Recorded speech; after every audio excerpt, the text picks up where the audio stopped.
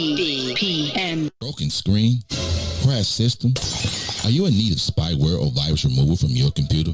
Well, contact RPC Computer Repair in South Shore and let us help you with all your computer repair services and print needs. Need office or print production services, copies, scans, fax, or even notary service? Then stop by and support RPC Computer Repair and Print Shop located 1741 East 71st Street in the 71st Street corridor, newly revitalized South Shore areas, and let RPC be your one-stop shop, where we believe RPC is your PC. RPC Computer Repair is also a UPS access point where you can drop off and pick up your important packages. So let RPC be of service to you.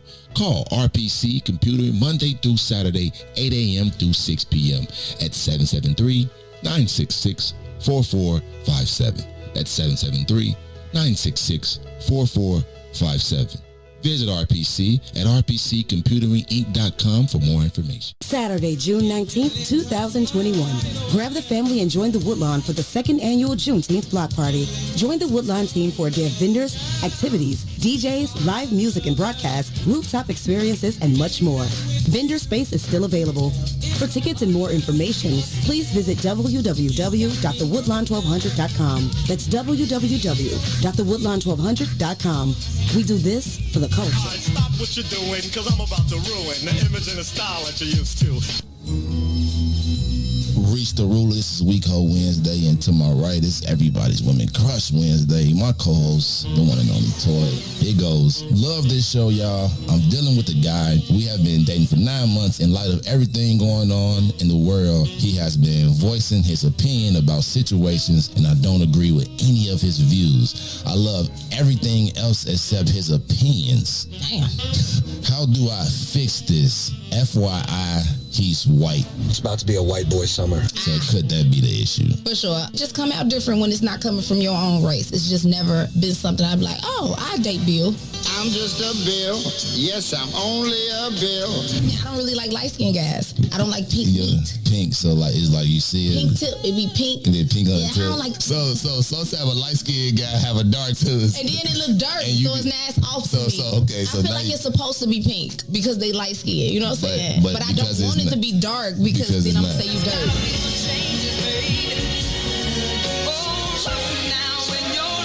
I don't know what the fuck be making niggas think they can fuck with me. Stay with a small circle to ensure I stay sucker free. Peace to the niggas rockin', those that truly got love for me.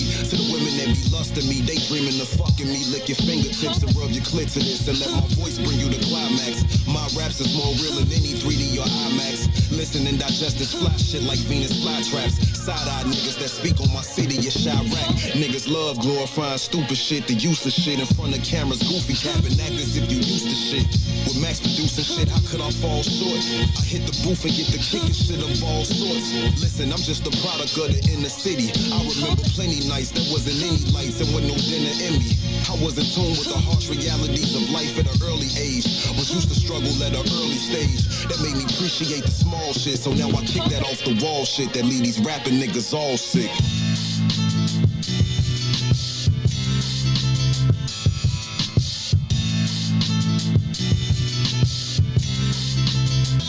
They say jealousy and envy get you nowhere, so I'd rather not go there. These niggas panic when I touch mics, I'm Rudy Gobert. I ain't the type to talk jazzy while hiding behind the screen naming Abby. You pushing buttons or trying to get at me, huh? I'm John Wick with the shit. I'm killing everything while bitches sleeping on me. I'm setting fire to bed frames, replacing alarm clocks with time bombs to bomb spots. This onslaught's for certain. These other niggas is long shots. Dousing your mattress in gasoline. It's asinine to try to find a rapper that rap is mean. I haven't seen a rap nigga that worry me yet. So far ahead of my time, I got fans that ain't heard of me yet. I'm not the nigga you should step to disrespectful. If I address you, won't be no rescue. They gon' have to dress you in a black suit and some dress shoes. Unless you suicidal or glutton for punishment, I'll never choose to rival the motherfuckers I'm running with.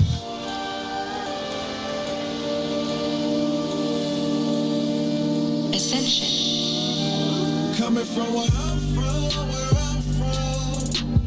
Every season's hot where I'm from. Seems like everybody got a op where I'm from.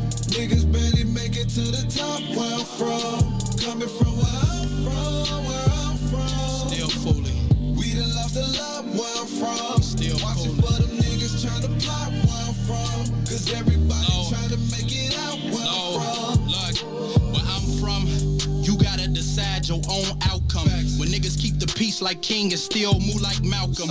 Get it by any means as long as income is the outcome. Hit that stop button when they mouth run. Damn, straight bullets through the skies that powder babies just like talcum. Heartbroken mothers pray to God and ask him how come. You kill one of mine, you gon' get outdone. Say yourself cause Batman ain't gon' save you here in Gotham. Where everybody grew up with a hoop dream.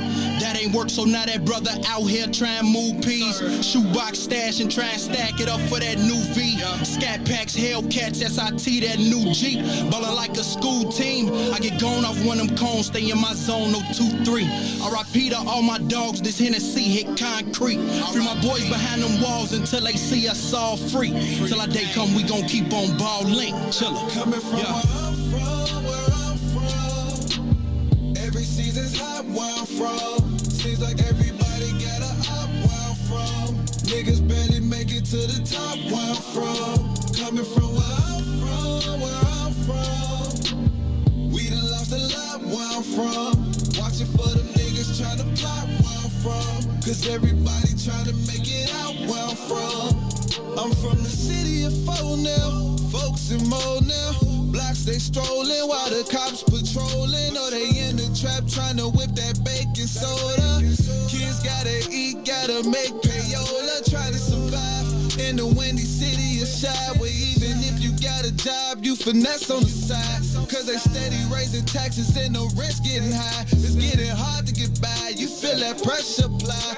Got some weight on your shoulders and some stress in your chest. Eyes bloodshot red cause you ain't getting no rest. I feel your pain, but you can climb out them depths. I know it's hard stacking bread, paying off them debts. But stay focused and maintain and keep going. And watch the ones that you keep the closest. Never leave your circle open, cause a lot of niggas out here serpents. Snakes in the grass lurking for certain. From where I'm from. Every season's hot where I'm from. Seems like everybody got a op where I'm from. Niggas barely make it to the top where I'm from. Coming from where I'm from. We done lost a lot where I'm from. Watching for them niggas trying to plot where I'm from. Cause everybody trying to make it out where I'm from.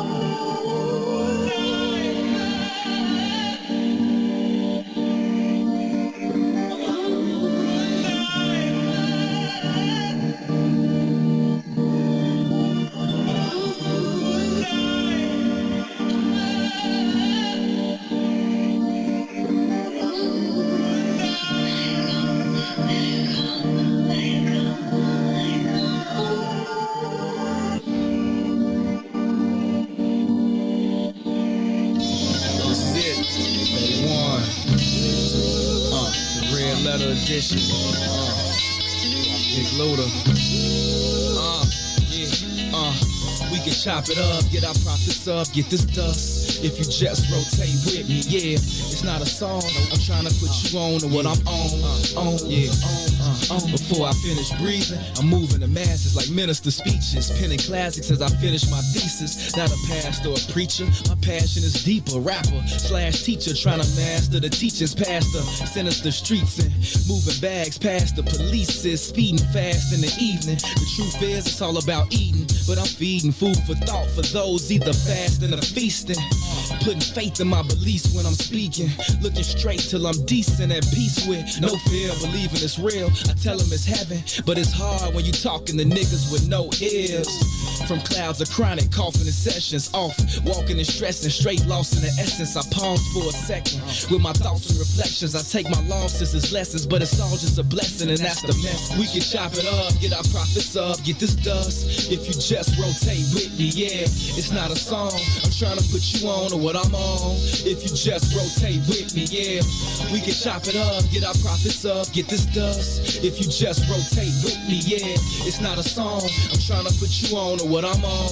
If you just rotate with me, in an instant, friendship seeing quick in the music business. It used to be just music, now it's just business. The relentless pursuit for loot, dividends and interest, hidden agendas, leaving you defenseless against them. Not to mention intentions to benefit from you penning authentic sentences. Shit for the spinach, niggas done did it. Listen, while you scribbling, picturing images of living on premises, surrounded by fences and different women in silky linens, bending and grinning, intended rentals, you slipping, cause these VIX is out, tricking your chips in. The game's cutthroat, rules was laid back in the day before rappers got paid by sponsors that slung dope. And shit ain't really changed beside the amount of change the game. Famous names so these lames get front, so I change the game. See my future through the blunt smoke so high, looking at my future through the blunt smoke. We can chop it up, get our profits up, get this dust. If you just rotate with me, yeah, it's not a song. I'm trying to put you on to what I'm on. If you just rotate with me, yeah, we can chop it up, get our profits up, get this dust. If you just rotate with me, yeah, it's not a song. I'm trying to put you on to what I'm on. If you just rotate with me, I'm invincible, guarded by two identical, invisible guardian angels that guard every angle of my physical frame. Spiritual miniature ministers whispering, keeping me on the top of my game. Lessons to gain, pleasure and pain. Like my eyes, they reside on the left and right side of my brain. Quietly praying, navigating my aspirations, passing calculated statements while I'm grabbing my flame. Wasted in the basement, pacing, placing words on pages, blazing my merch to the face. I'm blowing life in the air. I sold my soul to the Lord for a price of a prayer. Yeah, so my nights can be clear when I sit still, writing his will in his likeness, like him, cause I'm knowing he'll save me. He told me to spit and don't let the devil take the gifts that he gave me. We can chop it up, get our profits up, get this dust. If you just rotate with me, yeah, it's not a song. I'm trying to put you on to what I'm on. If you just rotate with me, yeah, we can chop it up, get our profits up, get this dust. If you just rotate with me, yeah, it's not a song. I'm trying to put you on to what I'm on. If you just rotate with me.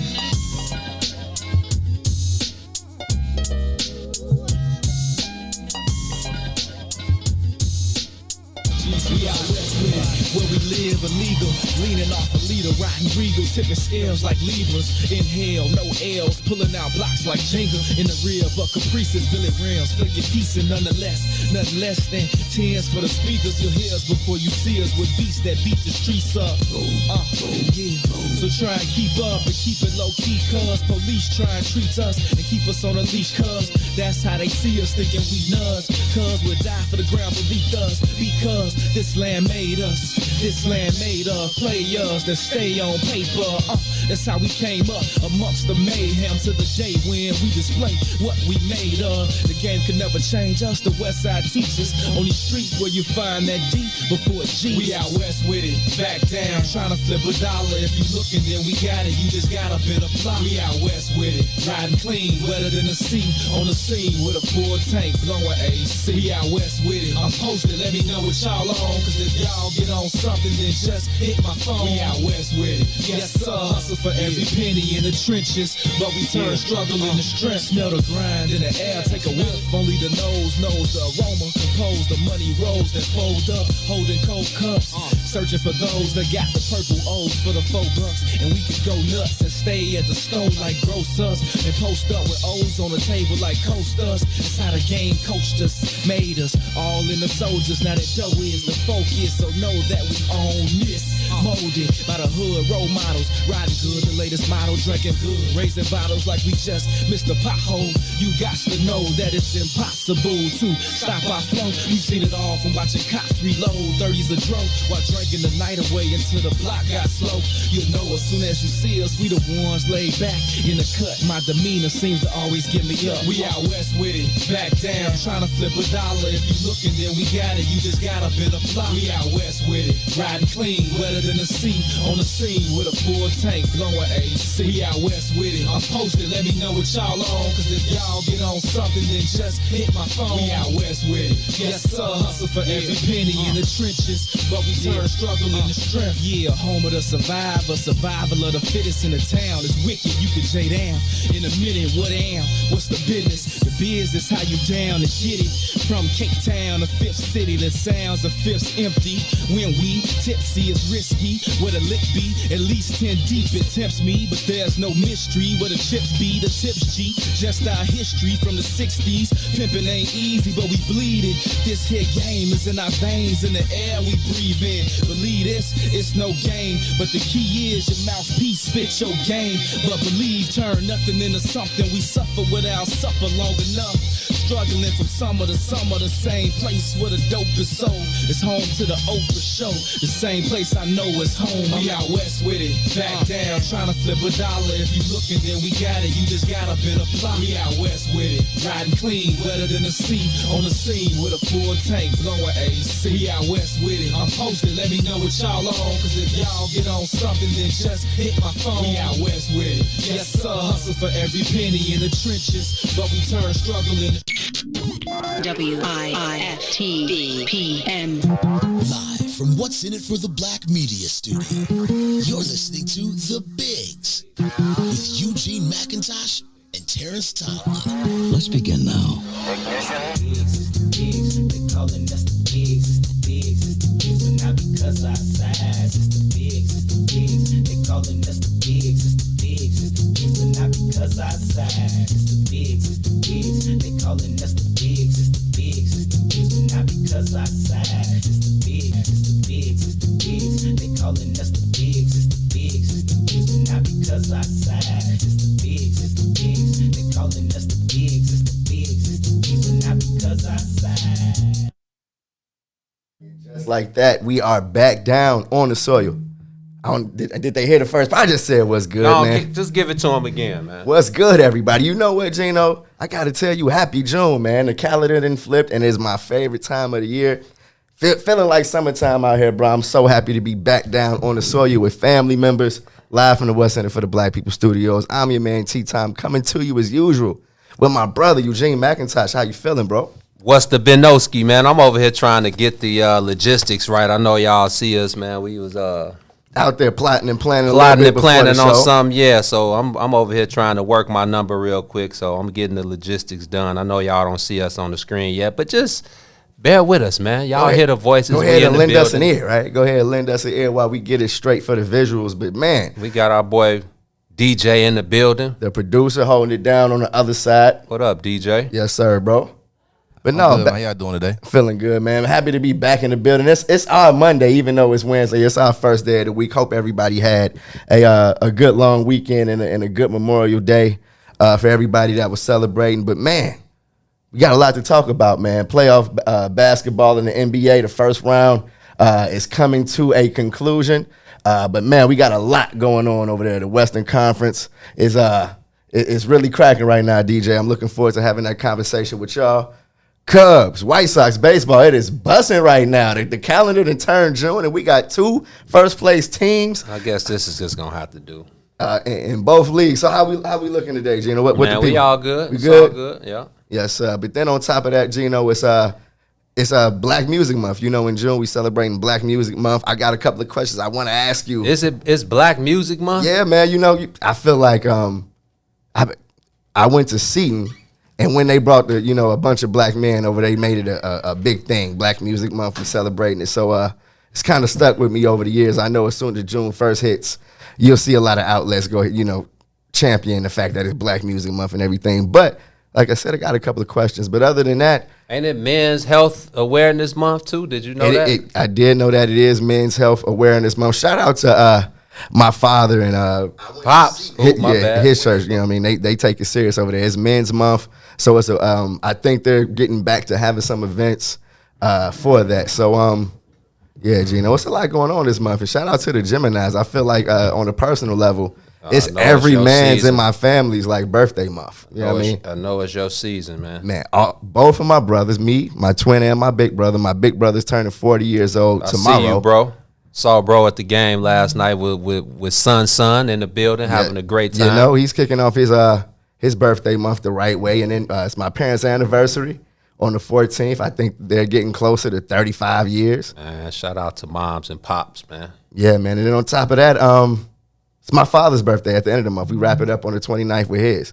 Then on top of that, Father's Day. Come on, it's a busting month. It's going down in June, Gino. And then on top of that, I think the White Sox are home about 90% of the time. You're about to get a full dose of Southside baseball, Gino. So I'm totally looking forward to the next 30 days.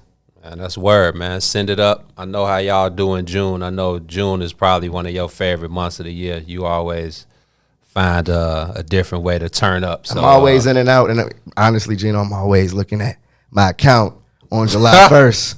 Like, damn, we went hard. So definitely had to have a pep talk with my inner circle. Like, we're going to keep it kind of, we're going to try to be a little bit more disciplined this time around, but I know how we get this month.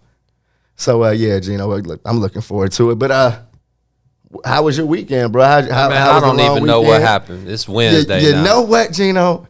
I had that one of those kind of weekends where I'm happy I'm on the other side. It was kind of hazy for a couple of days. Shout out to a few birthdays we celebrated, Memorial Day, all the barbecue we got to take in. So, yeah, Lakeem, the barbecue, I thought it was Sunday. I saw pictures. Y'all was hanging on Saturday. I'm like, man, it was Saturday, not Sunday. Like, man, it's quite busting, man. Shout out to Keem. Shout out to DJ No Request, who, Gino, I got to say, DJ No Request, I may have to throw him, in the mix of some parties we was getting it in. Larry was getting it in on the tables, bro. Wow. Playing some things you don't normally hear, playing some things I usually just play when I'm just on my lonely. So shout out to that whole function. It was great, man. I got a chance to get in front of Honest. You know what I mean? Rado. Talked to him for a little bit. So yeah, it definitely was a good one, Gino.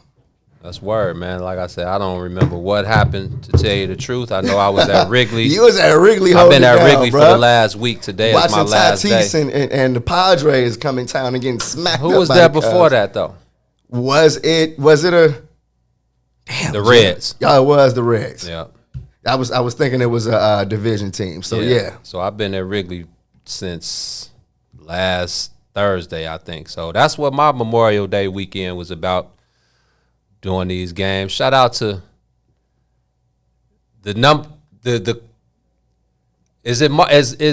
I know Mark got on us when was Mark number 2 or number 1 on our all-time high school Chicago list. Number 2, we had Zeke at the top. Yeah, he wasn't too happy about that, man. He's like, come on, G, go ahead. Look at the resume for real. Don't just skim through it. I remember. We got the great Mark Aguirre in the building, man. We gonna get to this basketball talk in a minute because I was at Wrigley last night, and I was seeing a bunch of things flash across my screen. I was seeing people saying LeBron James quit on his team. He walked out with like 5 minutes left. Yeah, and so I know at the same time you were seeing the Portland. I was watching so I had my league pass up. I was watching NBA TV as I'm watching the Cubs.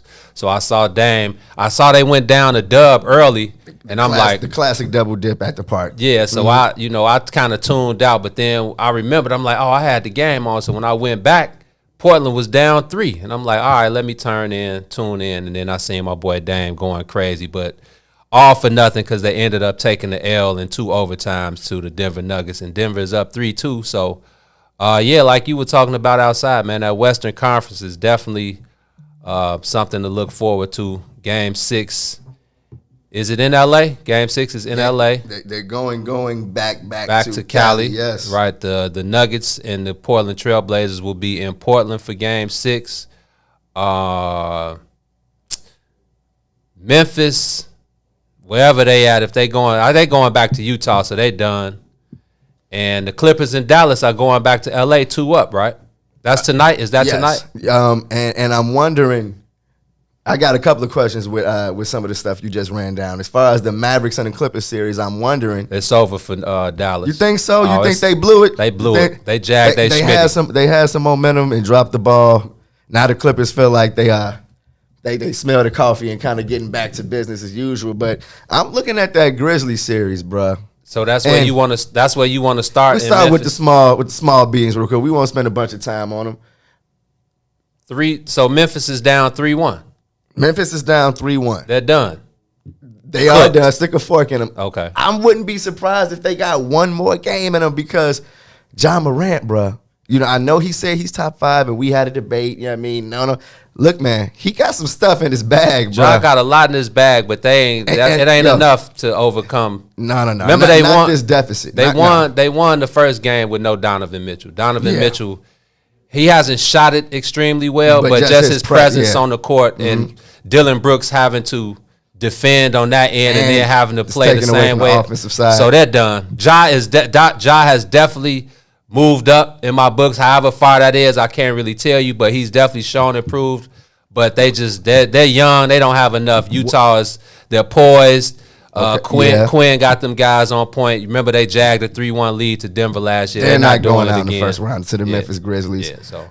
You know what? Ja had some stuff in his bag I didn't know he had. You know what I mean? I've been pleasantly surprised, and I really didn't expect to be surprised by Ja Morant. So shout out to him for showing us that he got another level. You know what I mean? When the time called for it. So even though the Grizzlies definitely got they barbecue chicken, you can stick a fork in them. I have enjoyed watching Ja Morant play. I enjoy watching Memphis play. I think they got a bright future. Jaren Jackson, I don't think he's completely healthy. They're one of those teams that just leave it on the floor. You know they're going to go hard. Coached extremely well. They play hard. They got a bunch of young talent. And I think they need another player or two. But so far, so good for Memphis. I'm sure they surprised a couple people. And I wouldn't necessarily say they surprised Utah. Like I said, they won that first game without Donovan Mitchell. Yeah. But whatever, you beat who's on the floor. But and he said he could have played. He was like, nah. Let me get all the way good. I know we're that much better than this team. We don't really have to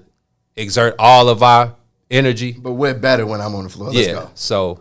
Memphis is done. Is that series tonight too? Is that game tonight too? I believe the next game is tonight. So it's Philly and Washington, and then the other two Western Conference games, the Clippers and Dallas. Do the Knicks play? The Knicks and the Heat. Yeah, the Knicks and the Hawks. Okay, the Knicks and the Hawks got a game 6 today at the Garden. So. Let's stay in the Western Conference though. So Memphis is done after the night. So then we'll leave LA. So let's go to the Clippers in Dallas. Talk to me about this one, Gino. Why do you think that the Mavericks blew it? The Mavericks blew it by not winning one game at home. You go up 2-0 in LA. You come home, and you have to win one of those games. You just have to. Now the Clippers have regained home court advantage, and you woke up a sleeping giant. You know, Kawhi Leonard and Paul George, they know what's at stake. They know what's being said about them outside of their locker room. Ty Lue, he knows what's being said about him. Yeah, you inherited that LeBron team, so yeah, you got a ring with them. But now, let's see just how good of a coach you are. Mm-hmm. And, it's his first year. He kind of inherited Doc's team a little bit, but, I just think they woke up a sleeping giant. Paul George and Kawhi, they know what's at stake. And Dallas needed to win one of those games at home. They didn't. And now they are just as good as done. It's not going past 6. Neither team won a game at home, right? No. So it's still kind of up in the air. And Gino, I'm glad you brought up our boy Ty Lue, because I still think that's going to be an issue. Rick Carlisle can coach circles around Ty Lue, so it's back 0-0. And we talked about maybe a month ago. We talked about NBA coaches, and in my opinion. This is just my opinion. I'm not an expert. But there are only 6 or 7 coaches in the NBA with that high level ability. That can impact their team's play. Yeah, and Rick Carlisle is one of them, and it's obvious. But with Luka, now Luka is not 100%. He's not going to make any excuses. We saw it in Dallas. We saw that last game that he was kind of laboring the entire time. So, you know, Mark knows. Mark did this for, you know, Mark did this for how many years? 13, 14 years in the league. So injuries, you know, they are what they are. And especially with your star player. You know, your star player is the leader of the team, keeps the, you know, gets that car moving. Mm-hmm. And with Luka not being 100%, you know, I just don't see it. So. Yeah, I feel like the Clippers definitely needed a wake-up call. You know what I mean? And losing those two at home, you know, had to sting. I feel like anytime that happens to a team like the Clippers, you're like, damn, are we about to blow this? Like, and to come back and get those two in Dallas was huge. So even though Gino, I still got to see, because that man Luka can have games where it don't even matter where you are.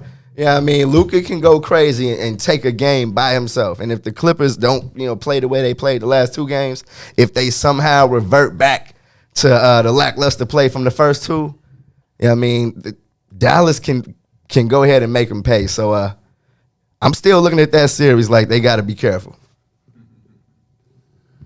Well, you better than me, because I think those guys are cooked, barbecued, fried. Even at 2-2? At 2-2. 0-0. It is 0-0. It's the best of three, best 2 or 3. Mm-hmm. But I think,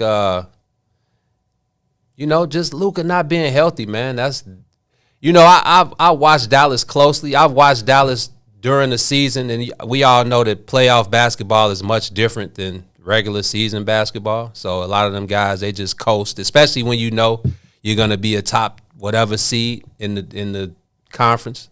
So, you know, watching Dallas now and the way that they revert to Luka so much, it's like these guys will have like open looks at the basket, and they waiting on Luka to make a decision for them.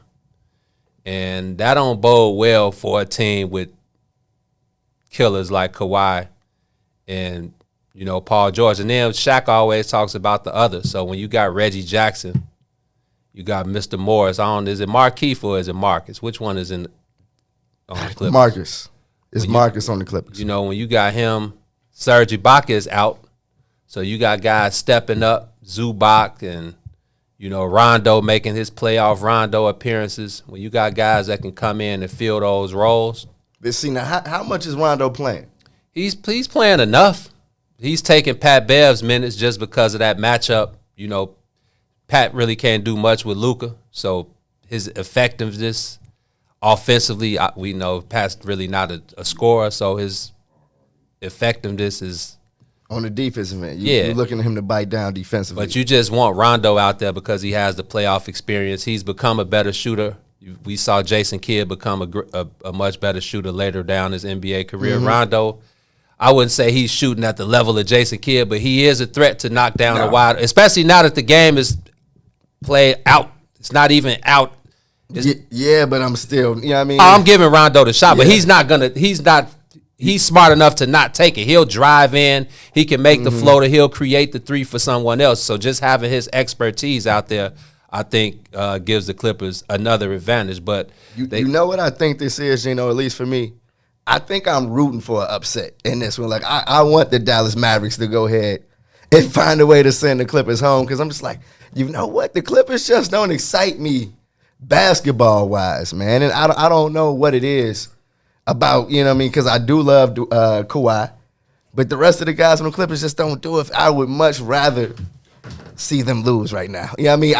I would much rather see the ramifications of them getting bounced in the first round and them actually, like, moving on. So, can we bring Mark in? Are we good? Mark is in. There you go. Yeah, you hear pipes, yes, sir. You hear him? Hey, the one and only Big Mark Aguirre joining us, because who else better to talk about what's going on in the NBA? Playoff championship basketball, man. How many ships you got, man? 2? A deuce? Yeah, I got 2. I got cheated at one, so I got 2. Which one? 80? That one that Mike took home. That one that Mike took home. No, I got 2. No, he deserved it. But like you said, man, who else would we rather talk NBA playoff basketball with than a guy who's experienced it all. And it was funny before we get to it, Mark. Somebody, I forgot what the conversation was in one of those basketball groups, and they were talking about like guys. It was the Larry Bird conversation, and they were talking about how much trash he talked. It was somebody said his rookie year he walked past their bench. It might have been John Stockton or somebody. And he was like, "Man, I feel like dropping 43 on y'all tonight." And they said he dropped 43 in 3 quarters and then subbed himself out.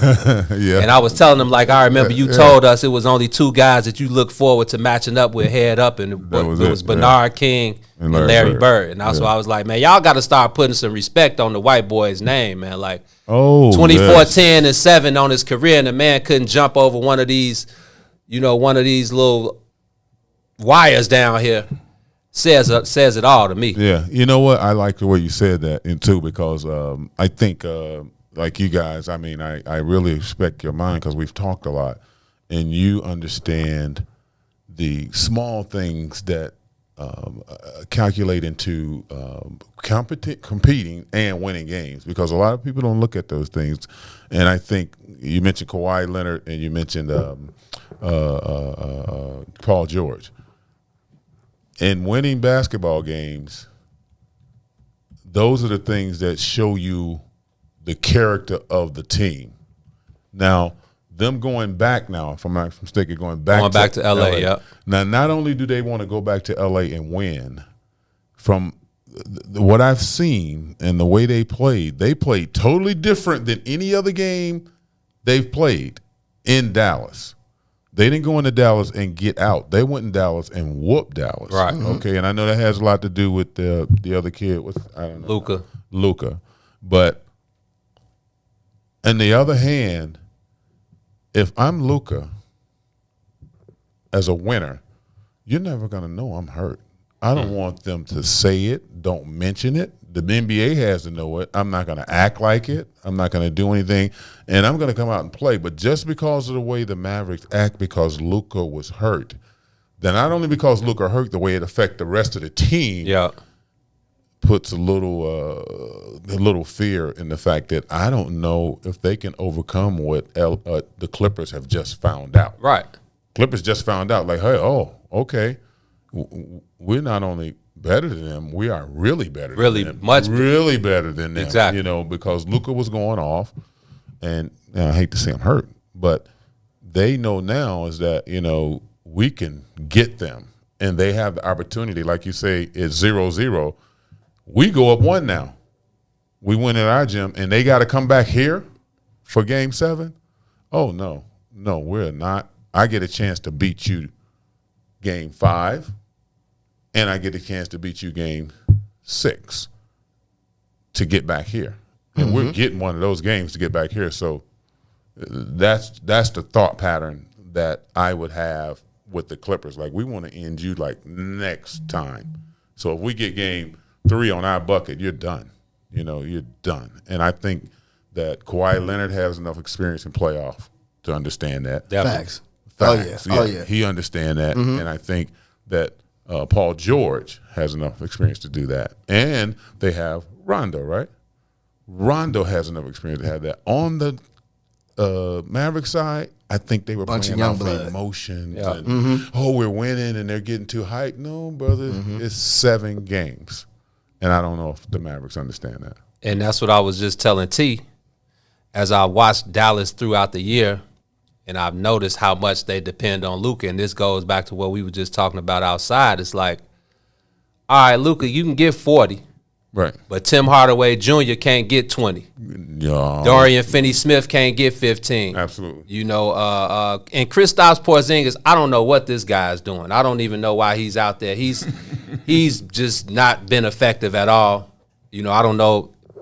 I do know. It's mental because he's 7'5". It's like there's no reason this guy should be 4 of 10 from the 3. Don't tell me you a superstar and you mentally can't play the game. Get away, get out. Don't want to hear it. If you can't perform now, if you can't perform in this climate, I don't want to hear from you. I can't trust you. I don't want you in the game. Definitely can't. No, I can't trust you. I'm trying to win championships. If you can't play in this game mentally, don't mention you're a star. You're not a star. You are not a star. You know, I can understand if you're in a game and you have a lot of okay, let me break it down. Paxson, I can actually consider a star. You know why? When he was in the game, he did what he had to do. If it was just making those 6 jumpers, you're a star because you dropped them. Look, you did what you were supposed to do. But if you don't do what you're supposed to do, man, you're not that. Don't portray yourself as being that. You're not that. You know, I mean, you're supposed to be a guy that's supposed to give me 20 and something a night, right? 20 and at least 10 if you 7-5. 20 and 10 a night, and you giving me nothing. Now, if your 10 and 5 is what we need to win, and you're giving it to me, now, okay, you're legit. But, fit the slot, man. You got a lot of guys don't fit the slot. I mean, I don't want you anymore if you can't fit the slot. You are not built for my championship team. Go away. You're not built for it. I don't want that. I really don't want that. So as far as being built for a championship, do you think the Clippers are there? You think they have? No. You don't think they have all the pieces? No. What are they missing, man? No. You know what? I take time to give my assessment of what they are. But to be a championship team, first of all, they're middle. Their center. Who's their center? We talking about the Clippers? Yeah. Zubac. Who's the cat they just gave $60 million to that they don't play? Luke Kennard. Yeah, Luke Kennard. Okay, so do I have to answer that question, or No. can you guys go ahead with that one? We can go ahead and go with that one. We can carry that one. Yeah. I mean, I'm trying the to Clippers get at some point point are gonna get clipped. Yeah. Yeah, they're gonna get clipped, man. I mean, I like them for what they're doing, but Kawhi Leonard can't do that. And Mark, this was a team is a team that most experts claim was the best team in the NBA at the beginning of the season. Who you calling experts? Exactly. What I said, that's my point exactly. Who you calling experts? Talking Look, heads. them the talking heads, That's man. my point exactly. I mean, I'm going to tell you, I respect maybe 2 to 3 individuals that I hear talking about basketball. One, they don't give enough airtime to. Hubie Brown. Oh, man. Oh, yeah. Hubie Brown is the most precise, gives you everything underneath the game Yes. that actually involved in winning a game. Very good. They don't want to hear him. They want to hear all this, that flying Wild West stuff. Hubie's my favorite. We better love Hubie right now, because I don't know if we're going to get another Hubie to give us the insights and be honest about it. Hubie is honest about it. He go, and all the guys we talk about, oh, he's great. No, he'll be like, look, he's 4 for 9, and he ain't got a rebound, and he hasn't passed to the open man. But we overlooked that. Yeah. He say that's not winning basketball. And we overlooked that. All these talking heads, they just basically, in the flow of the, and everybody else is so excited. Go to the real meat. Luka's great, but right now, you ain't showed me where he had 2 great games. How many? I mean, regular season, I don't even count that. You get great by winning in the playoffs and championships. Now, that's when people in your face, and he's had 2 great games. And he's talented now, don't get me wrong. Yeah. But don't put him after 1 season like he's that. He's not that. Well, he hasn't showed me that. He definitely he gave the Clippers a bunch of problems last year in the playoffs. And that injury, though, because I feel like it came out of nowhere after game 2 where he had the stinger, and next thing you know, he's talking about he's having chest problems.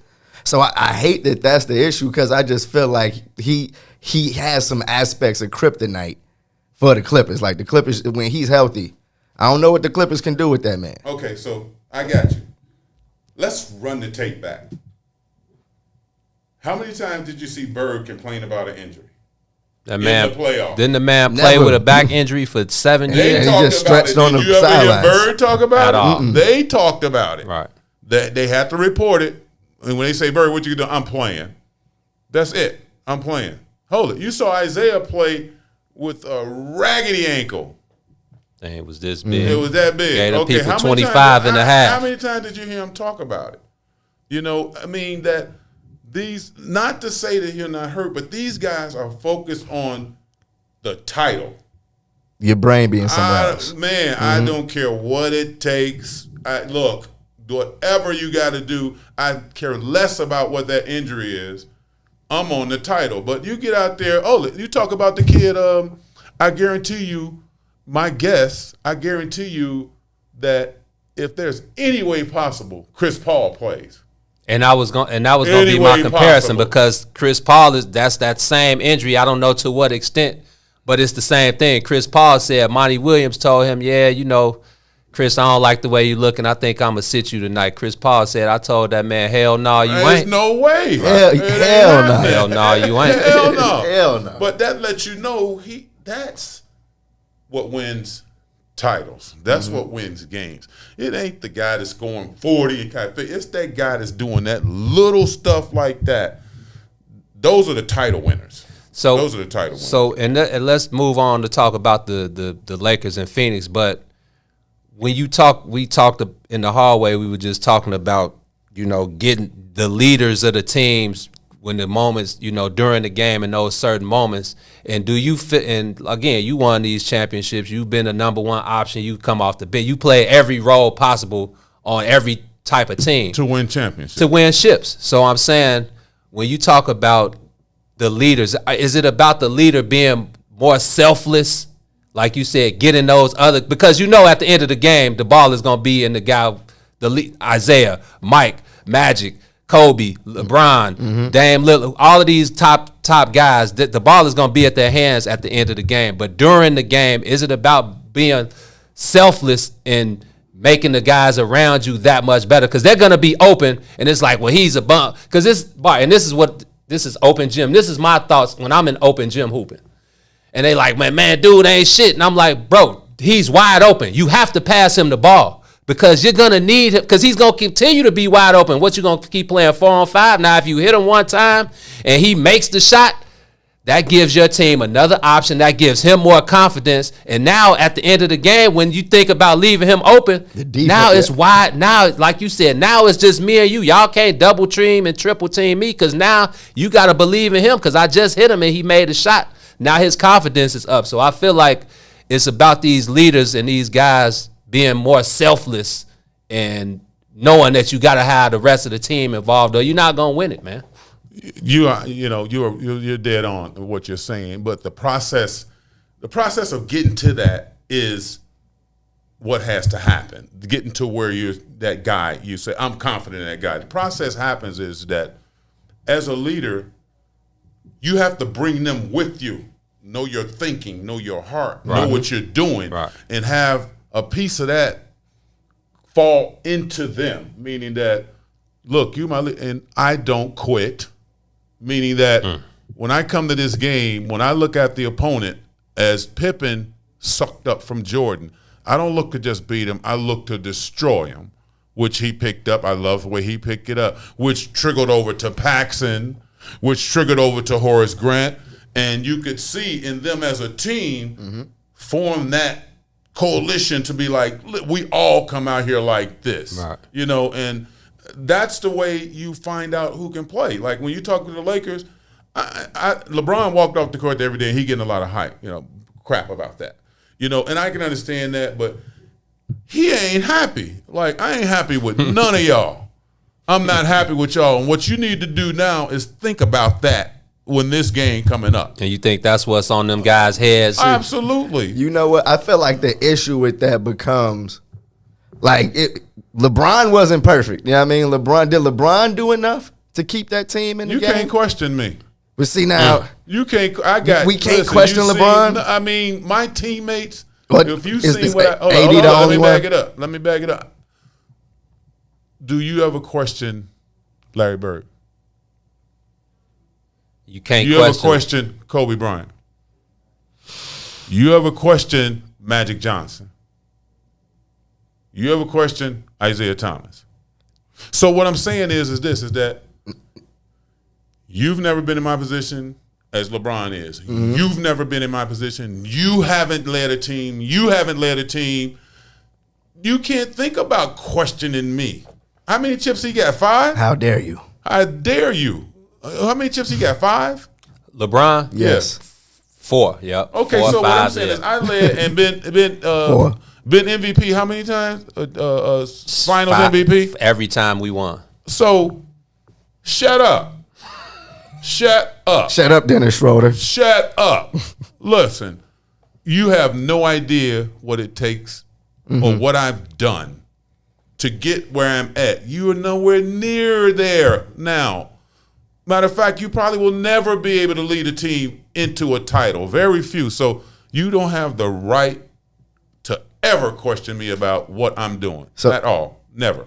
Let me ask you, in that moment, would you be able to keep that in mind if you're one of LeBron's teammates and you see him with 5 minutes left, we down 25, walking out? Could you keep that in mind? Like, oh, I can't question this man. Okay. I understand. That's a legit question that you're asking, and I understand that. But if you question me and the things that I have on the wall, things that I have fought through, things that I've done through, things that I've done, you don't know what a championship is.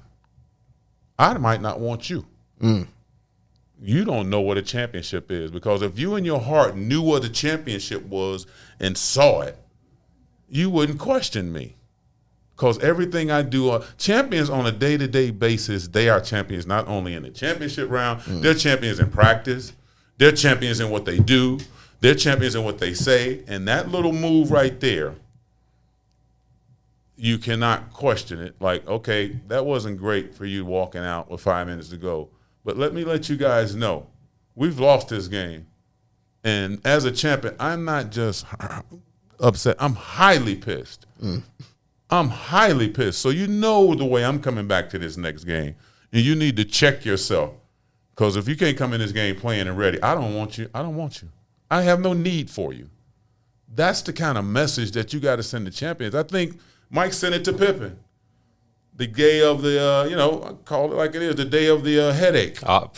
Mike was like, look, what was his words? We got to make some changes. If you ain't ready to play, yeah, you got to get up out of here. And what did that do to Scottie Pippen? Made him a dog. That made him a dog. You don't win, man. Don't know kind people win championship. Kind people, soft people. As kind as they say Tim Duncan was. Tim Duncan was a gangster. He may not have showed it like that. Tim Duncan was a straight gangster. He came in there to do work. So, the narrative be spread all, and it's good for news. But, those who have been in the fight, know what they brought to the fight to win the title, those are the people that I want playing with me. That's it. Yeah, that's it. Do the Lakers stand a chance without AD? In L.A., yes. I think that. So it's 3-2 Phoenix now. Phoenix is up 3-2, yes. And they're going back to L.A. L.A. is on the brink. Okay. I would go out on that fence and to say, yes, they have a chance. But that chance is not, overwhelming. But the kid's like, what really scares me is the kid, like, what's the kid name? I mean, he's a pro. Everybody's a pro, deserve credit. But what's the kid name? In L.A.? Yeah. Supposed to be a shooter, supposed to be a baller, but what's his name? Is it tall head? Andre. Oh, Kuzma. Oh, Kuzma. Kyle Kuzma. Thank you. He's definitely on the summer. It's his turn on the Summer Jam screen. G. He's been bad. Really? He's been bad, bro. Well, he's been like a non-factor. I just can't forget you gave up BI for him. You gave up Brandon Ingram. Basically chose Kuzma over him. You know what I mean? Ooh, you want to go back to management? How bad they are? Right. That I feel like that's what's under the microscope with the way the Lakers look right now. They gave away two bigs. Dwight. That was the glue to them winning the title. How you do that? They gave away, they gave away Dwight, and then they gave away the other kid. Rondo. They gave away Rondo. Who was the third? I know it was Dwight, Rondo, and then somebody else they moved on from. Oh, what's the kid played for Golden State? Big. Came in, just did what he had to do. Tough, dirty. What's the kid's name? Played for Golden State. Plays for Golden State now? He played for Golden State, won titles with them. Came in and did all the dirty work. For the Lakers last year. I think he played. JaVale. JaVale McGee. Shout out to the comments. Big JaVale. That's who it is. Them 3 minutes, them 5 minutes that he played, gave them rebound, that toughness, block shot. Energy. Man, that is big to have somebody that can't play. Now, right now, the other kid right now, I liked his game, but he can't play. Drummond. I don't know what's Is it wrong Andre with him. Drummond? I don't know what's wrong with him. But that was a bad move. And then you got the other kid, shoot jumpers, center that shoot jumpers.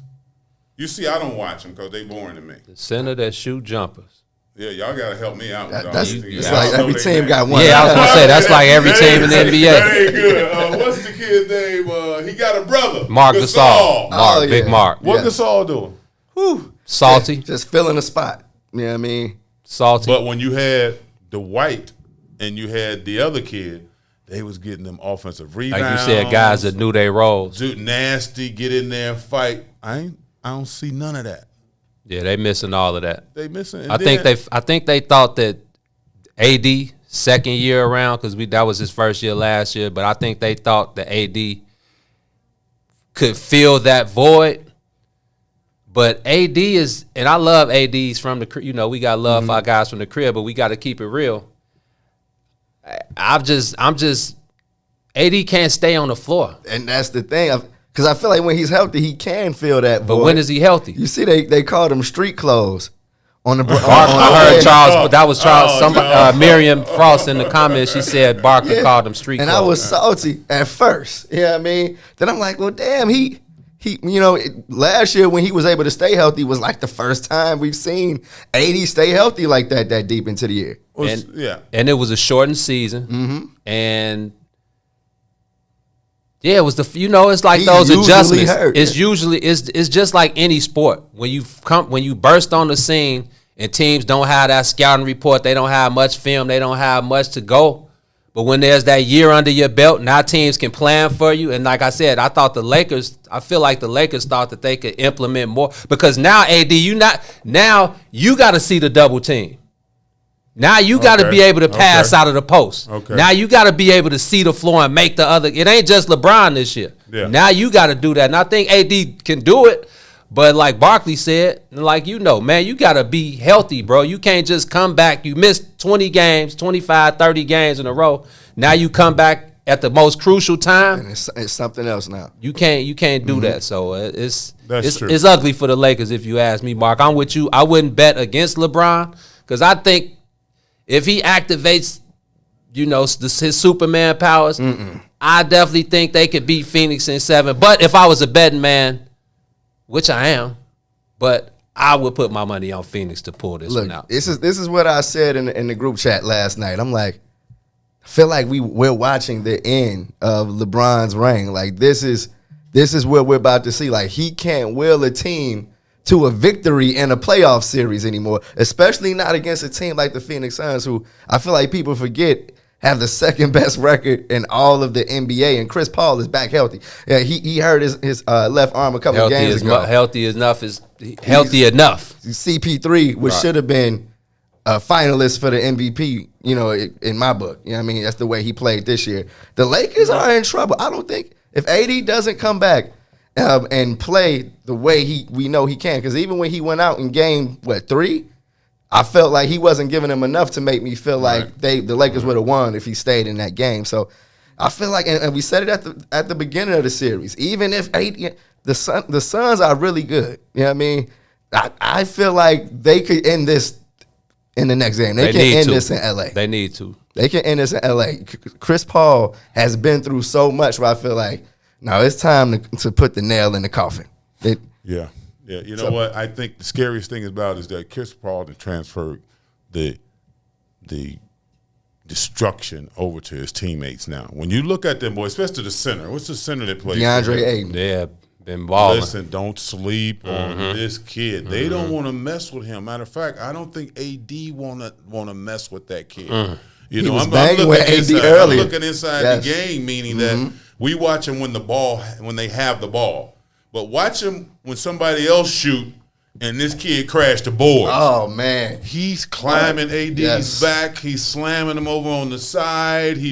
Now, that's the fight that wins championships. Just because you're watching the ball, he made a shot, he did that. But when you're fighting people on the other side, every time they shoot and crash the boards, that wears you out. And this kid right here is like relentless. And that's told is on AD. It's on him. That that just when you got the ball is fine, but you playing this guy to keep him from crashing boards. You got to run the court with this kid. You got to keep him from posting up real quick, and all of that.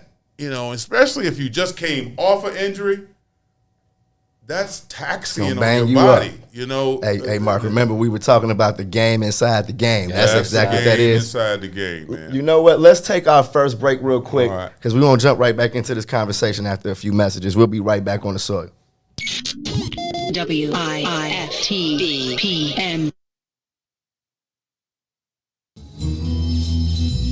Reach the ruler. This is Week Ho Wednesday, and to my right is everybody's women crush Wednesday. My co-host, the one and only Toy. It goes. Love this show, y'all. I'm dealing with a guy. We have been dating for 9 months. In light of everything going on in the world, he has been voicing his opinion about situations, and I don't agree with any of his views. I love everything else except his opinions. Damn.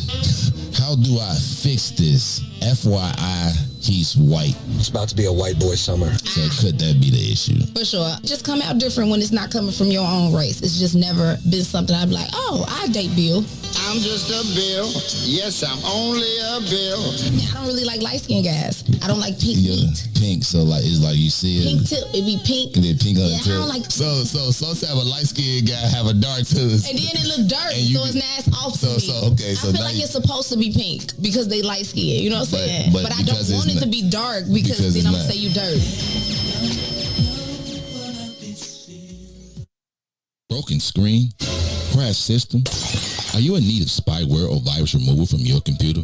Well, contact RPC Computer Repair in South Shore and let us help you with all your computer repair services and print needs. Need office or print production services, copies, scans, fax, or even notary service? Then stop by and support RPC Computer Repair and Print Shop located 1741 East 71st Street in the 71st Street corridor, newly revitalized South Shore areas, and let RPC be your one-stop shop, where we believe RPC is your PC. RPC Computer Repair is also a UPS access point where you can drop off and pick up your important packages. So let RPC be of service to you.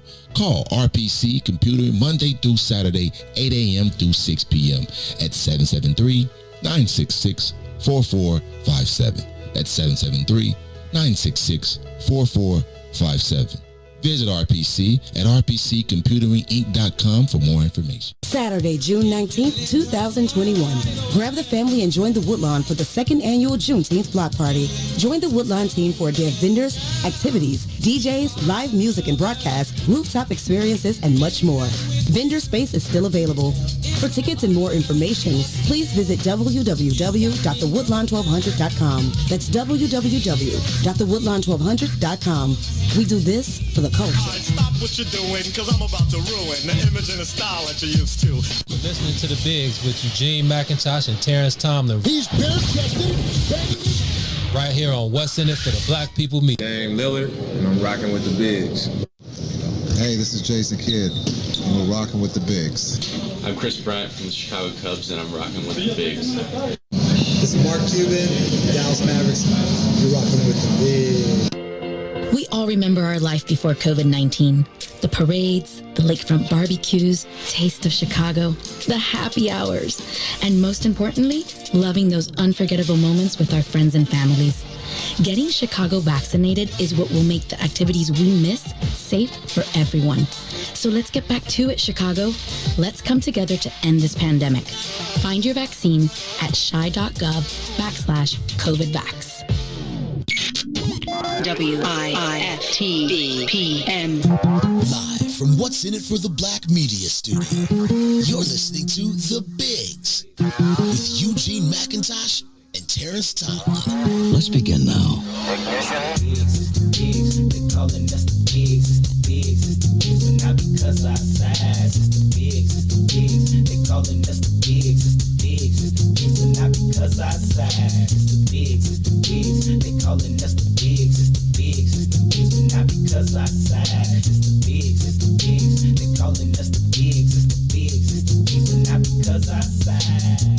We are back down on the soil, everybody, talking NBA playoffs, the offs These offs. Okay, these offs. Yes. Offs. Yes, man. Whether you win or get off. Oh, yeah. You feel me? Get your ass out these offs. offs. As simple as that. If you don't get off, you got to get off. Right. Man, we got some.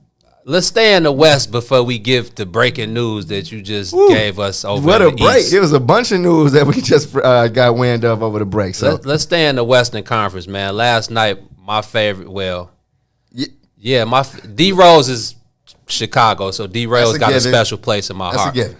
But my favorite player in the league right now is my boy Video Game Dame Lillard. You know what's crazy? Anytime Dame Lillard goes off, you see everybody flood me, right? Yes, Joe. Yes. They flood my mentions because I've been Mark, and no disrespect to Steph. I love Steph. Steph is a generational talent, best shooter of all time. But I still think Damian Lillard is the best point guard in the NBA. And when I talk about that, I don't just mean his play on the court. I mean as the leader, the way he commands the respect of his teammates, all of that combined. I think Damian Lillard is the best point guard in the NBA. You see, I'm over here like gritting my teeth. I don't have an issue with guys thinking that. I don't think Steph is the leader.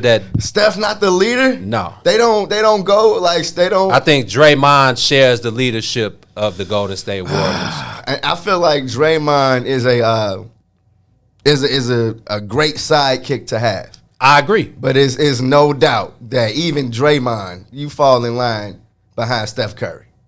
Yeah, you fall in line, but I think... I mean, I just... That's Steph's organization. That's his... He is the org over there. Nah, I don't know about that. You see, Clay, they ain't won without Clay. But they let KD walk because... They won 2 with KD. He came and did what he came to... Y'all didn't win. But you let him walk because... You can let him walk. He was walking. They didn't let him walk. He came to do what he came to do. Now it's time for me to go somewhere else and win. But you... As the Warriors, feel like you can build a championship team because you have Steph as a leader and as a player. But you don't. You got Clay. They didn't make the playoffs with just Steph. So they missing Klay Thompson. But see now, that's they didn't make the play. Huff. No, they wasn't Huff. Without Steph, that team. Well, outside of Steph, that team itself, it's like nobody on the Warriors that I would take over somebody on the Blazers. You feel me? A lot of teams without their best players are not playoff teams. But just built. Like the next best player was Andrew Wiggins, man. Like Andrew Wiggins is 18-7 on almost 50% from the field. Yeah, but you know Andrew Wiggins. Yeah, I know. I mean, we saw how he played in that deciding play-in game. Some of them shots he put in was Andrew Wiggins-esque. You guys help me out. Mm-hmm. What was that crew like on the first title? Who was that crew on Golden State? Who was that? Steph, Clay, and Draymond. Then they had the others. Andre Iguodala, who was Finals MVP. Klay Thomas. But that was Klay Thompson. Bogut. Then they have Andrew Bogut, Sean Livingston. They had a very complete team. Yeah, very complete team. So I just want you guys, I'm not calling anything, but think about that. Mm-hmm. And I'm saying myself as a player, when I played in Dallas, my numbers were big. But when I played in Detroit, it was so easy. Meaning that when you got that kind of talent around you, your world gets easy because you have to respect everything that's out there and you can just create and go where you want to go. By saying that, meaning that on that first championship team that Steph had, now don't get me wrong, that's a tough call between Steph and Lillard. Right. Tough call. It is. But when I look at that title that Steph got, that first one, built for him, I don't think you can build a better team for him ever again. I agree. Again, I don't think you can make that team up again by the pieces that went in. First of all, Steph didn't have to guard anybody. They put him on the weakest thing out there, whether he was a forward or center, which gave him, and they could defend like that, which gave him all the energy in the world. When you don't have to guard nobody, let me tell you, and you're just thinking about the offensive end, you're in heaven because you only exerting energy on one end of the floor, which is an advantage, believe me. Mm-hmm. And we just talked about it with a big fella in L.A., AD. Davis, AD. See, this year he has to play both ends, and they're going at him both ends. That's exactly. tough. So when I look at that, Steph was perfect team. Okay, then I look at the second title he won. Who was on his team on the second title? The best player in the NBA. Kevin Durant. Kevin Durant. Okay, so now again, you got more freedom. More freedom. I mean, I'm just giving it to you like you're free as a bird. You're free as a bird. Every time, a bird. If he came off a screen, could nobody help at all? Mm-hmm. And they still had Klay Thompson. Okay, so now I'm just giving you these little tidbits so you can put it all in the equation. Now he won his third title. Same guys. See, they lost one in between, though, right? Yeah, they lost one to LeBron. Yeah, they lost the champion. So the one they won the first time, that was the whole Kyrie and Kevin Love was hurt. Then the one they won, it was like, well, Draymond got suspended. But then the last one they won, it was like, I think it was like an even. Whatever the case may be, you beat who's on the floor. 100%. So all I'm trying to get to now and say is that on an individual basis, the reason I lean more as an individual player to Damian Lillard, he doesn't have that luxury. He doesn't have that luxury. Now, not saying winning titles, you got to have all the pieces, and he don't have the pieces anyway. But on an individual basis of you playing basketball, he has to overcome a lot more in order to do what he does. Because if I got Klay Thompson, I can't leave him. If I got Kevin Durant, I can't leave him. With a player with the talent of Curry with that much room, you're in a playground. It's unbelievable. That's just heaven in a playground. And the reason I revert back to Detroit is that when I got Roy Tarpley and Derek Harper grew up, right? It got to be a playground for me. Like, you can't double me now. They did, but you're finna pay for it. And what I'm really saying is that a great player molds that thing into what he wants. And Damian Lillard doesn't have that luxury right now. He just doesn't. And then he's doing what he's doing. I wouldn't say I would take either or, but I would like to see Damian Lillard with a crew and then see where they rank him. I love to see him with a crew. Like, right. Every spot is filled with that. Because that's where, outside of like Steph and that team they got. And again, we was just talking about it. It's like Portland, Nurkic is just, I don't understand his thought process. It's like every time he's fouled out of 3 games, they lost 3 games. It's like Jokic is the MVP of the league this year, but you can't let him treat you like that. You have to have a better effort just for the sake of your team. He's a better player, but you can't let him foul you. You can't, like last night, he fouled out 5 minutes left. You offensive foul Jokic for your 5th foul. Then on the very next play down, Aaron Gordon is going in for a dunk. I know you want to foul him or whatever so he can go to the line, not give up the easy shot. But you got to think, give up that 2 points. Bro. You want to win the war. Let him win the battle, but you want to win the war. And just his thought process as the only big man, because Terry Stotts doesn't play Enes Kanter. I don't know why he loves to go small. I understand why, because the game is played out. But it's just a lot of factors, like you said. He gives him more on the offensive side, more playmaking ability. He is the defensive part. I mean, Enes Kanter is going to get you 10, 11 boards, but I think it's just defensively. He's not great defensively. The way they play during the season, and it's, again, like what you said, Mark, it's like watching, and I watch Portland all the time during the regular season, so they're playing a different way than they played because Nurkic was out, CJ was out. And Kanter was, So Kanter held that spot down. Great, he averaged a double-double, but you had Derrick Jones Jr., who was in there more than offensively for defense. Now he doesn't see the floor. You got Melo, who we know is an all-time great top 10 scorer, but it's 37-year-old Melo. Like, then you got right. So it's just like you said, the pieces aren't there, but what Dame has been able to sustain with those guys is what I've revered most about him. But going back to that, I agree with you, Mark, and I agree with you. It's like if people choose Steph, it's not even a choice. Yeah. I think Steph is who he is on his level, and I think Dame is who he is on his level. I think they're comparable. Now, watching Dame last night, like, how could you not feel that you wish Dame had more around him?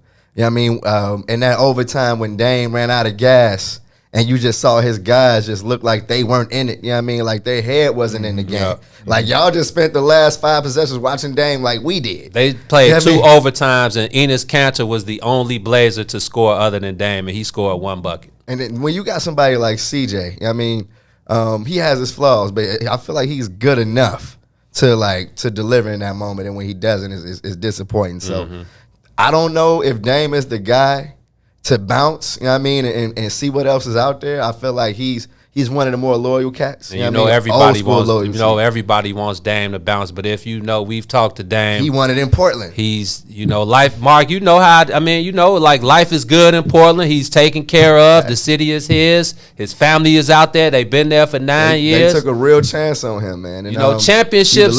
Championships is your ultimate goal as an NBA player, but Charles Barkley ain't got no ship. Patrick Ewing ain't got no ship. There's many NBA greats who's, at the end of the day, it'd be like we as fans or whoever, it's like, Barkley, like Kenny Smith and Shaq, they always give the joke. But it's like Kenny Smith rides Charles Barkley. Shaq will too, just for the hell of it. Kenny Smith ain't Olajuwon, but he got 2. Shaq.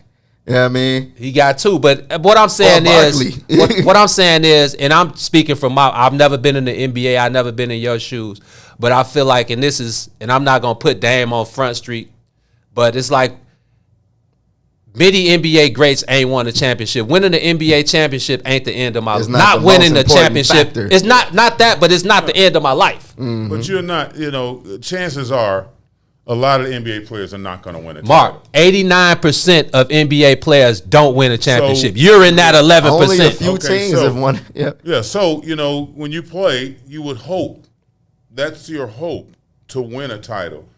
And things have to match up. They have to be kind of the stars aligned for you to win a title. Right. Mm-hmm. And the stars aligned it for Horry 100 times. How many times he win titles? So, yes. But everybody wants one. I would say, some people say they want one, but they don't really want one. A lot of people say they want titles, but they don't really want titles. The guys that want titles are the guys that historically have won all their lives. And you can go back to high school. You can go to college. You can go to the summer league. You can go. Who want titles. So don't believe everybody that say, I want to. No, you don't. You don't. Because you wouldn't do what it takes to win a title. And that's one mindset that escapes most teams. It escapes most teams. Like we say, Duncan could probably have done a lot more damage than he did. But Duncan played with Ginobili. He played with Parker. And he played the perfect way to play win with Mr. titles. Robinson. He played the perfect way to win titles. Right. You know what I'm saying? Is that he did it. And most teams are made like that. When you talk about Iguodala, let's talk about him. Iguodala was a scorer and all of this when he was playing before, right? Philly, yep. But he was the perfect piece. And he had it in him to win a title. But everybody ain't built to win that title. Everybody. I've heard some players talking about, would you like to win a title? Just win a title. He say, no, I don't win a title if it ain't about me. You don't win. So Damian Lillard, I applaud him for wanting to do it in his city. And that's first to me, unless something draws you outside of your city. Right. Because you got to think about, the whole thing. Something like if, say, for instance, a perfect team, I would think. Say if he, all of a sudden, a scenario showed up where he could possibly move to Milwaukee. That's a done deal. If you put him out there with that crew, man, a point guard. I mean, when I look at Milwaukee right now, if they had a point guard, along with what's the kid, the small forward, what's his name? Chris Middleton. With Middleton and with that monster in the middle. Yeah. Oh yeah. I don't care what Jersey is doing. Yes. And if he was on that team, I don't know. So you never know. And the thing is that, I applaud him for what he's doing, but if I was him and you've done everything else, I would hope my team would want me to see me win a title if that came up. If that came up, like we're going to rebuild, and we can get a lot for Damian right now. Right. You know, I've done enough for you. Look out for me. Do a solid. Yeah. Look out for me. I've done enough for you, and we can't win with this over the next 4 years, and I ain't got but 4 left, and I still can go. You know, hey, look, you know, I've done enough for you. Look out for me. Look, give me a shot. Damn. You know, and that look that Dame had in his eye after the game. I don't know if you guys saw the press conference but he looks like, man, what else can I do? You know what I mean? What else can I do with at least this group of guys? There you go. Well, they got to look at them one way. They got to open the pocketbooks. They got to do the LA. You know, because he definitely just signed that 4-year 196 extension. So let me see this. Damn near $45-50 a year. It's personal, but Dame, Vooch, and Zach LaVine, does that have a ring to it? I don't want Dame. Well, I mean that would be cool. But where here at the Madhouse? Come on. Nah, I wouldn't do that today. Thank you, Mark. I ain't gonna do that. It's Bulls Nation, but no way. Look who LeBron played with. LeBron has only way he ever played with a weak team is when he was in Cleveland. Mm-hmm. That's it. And even then, when he came back with Kyrie and Kevin Love. You missed that, DJ. Did you hear what T just said? I tried, DJ. What'd he say? Dame, Vucevic, and LaVine. Does that have championship ring to it? Can you feel that? No, DJ, don't do it. Championship ring, but it'd be. Don't lie. Tell the truth. We just got through talking the truth in there. Yeah, we got to come on now. We got to tell the truth around here. It's really good. It all depends. Now, if they put a decent couple of role players, he might because the East ain't really. They find a way to steal one. They find a way to get to the finals one time with that. You know, like a Detroit 03 type thing. You know what I'm saying? Like, you could just sneak in. Like you ain't think Detroit 03. But like Mark said, that Detroit 03 team was like I don't think there could be a more perfect team of guys. Like it wasn't no stars, but it was all. They were all. So you call them superstars, stars. I think all of them guys were like that next, whatever you call it next. In between, they didn't have any superstars. They had all stars. So Rashid, Ben, they were just Chauncey, Tayshaun, like they were once they went and got Rasheed Wallace, it was over. Yeah, I mean, it got them over the hump. Early in the year, right? I think that was like there's nothing like that, and especially with the way the game is now. And this is our segue, because I mean, we can go to the East. And the Brooklyn Nets, man, it's like when I look at them and when they play like they do, man, it's like it's a cheat code. Come on, man, come on, man. KD, Harden, and Kyrie. It's not fair offensively, man. I feel like when we were talking about the Heat, when the super team went down there, we made a lot of comments and jokes about you don't really need anybody after Chris Bosh, LeBron, and D Wade, but see, you did. We saw Mike Miller get some burn. Ray Allen definitely still need them guys. Role. Yeah, Chauncey Billups won Game 4 for him when they won their fourth. They first ring and that. Yeah, exactly. He had a big game. So it was a lot of big games from. That's why I was just saying to him earlier. I said LeBron James on a team full of script. If I pass you the ball wide open 20 times, you never, gonna hit. Then what can you do? Get rid of them. Right, that's the front office. That's the front office fault. 100%. That's on Pelinka. Get rid of them. Right, that's the front office fault. But look, DJ, that Nets team, do they really does it really matter after KD? It's gonna come down James Harden and Kyrie. Well, like Mark, we were saying. I mean, it feels like Brooklyn and Milwaukee is gonna be the team that's whatever team wins that is gonna come out of the East. But I feel like they got a weakness in the middle. Yeah, it's gonna come down to defense because Milwaukee can put them points up too. Now that they got Drew. Now I'm not saying Drew Holiday is Kyrie Irving, Chris Middleton is James Harden, and Giannis is KD. But Milwaukee can put up 125 with no problem too. So it's gonna come down to who's gonna get that stop. And I feel like what's Milwaukee's coach? Budenholzer. Yeah.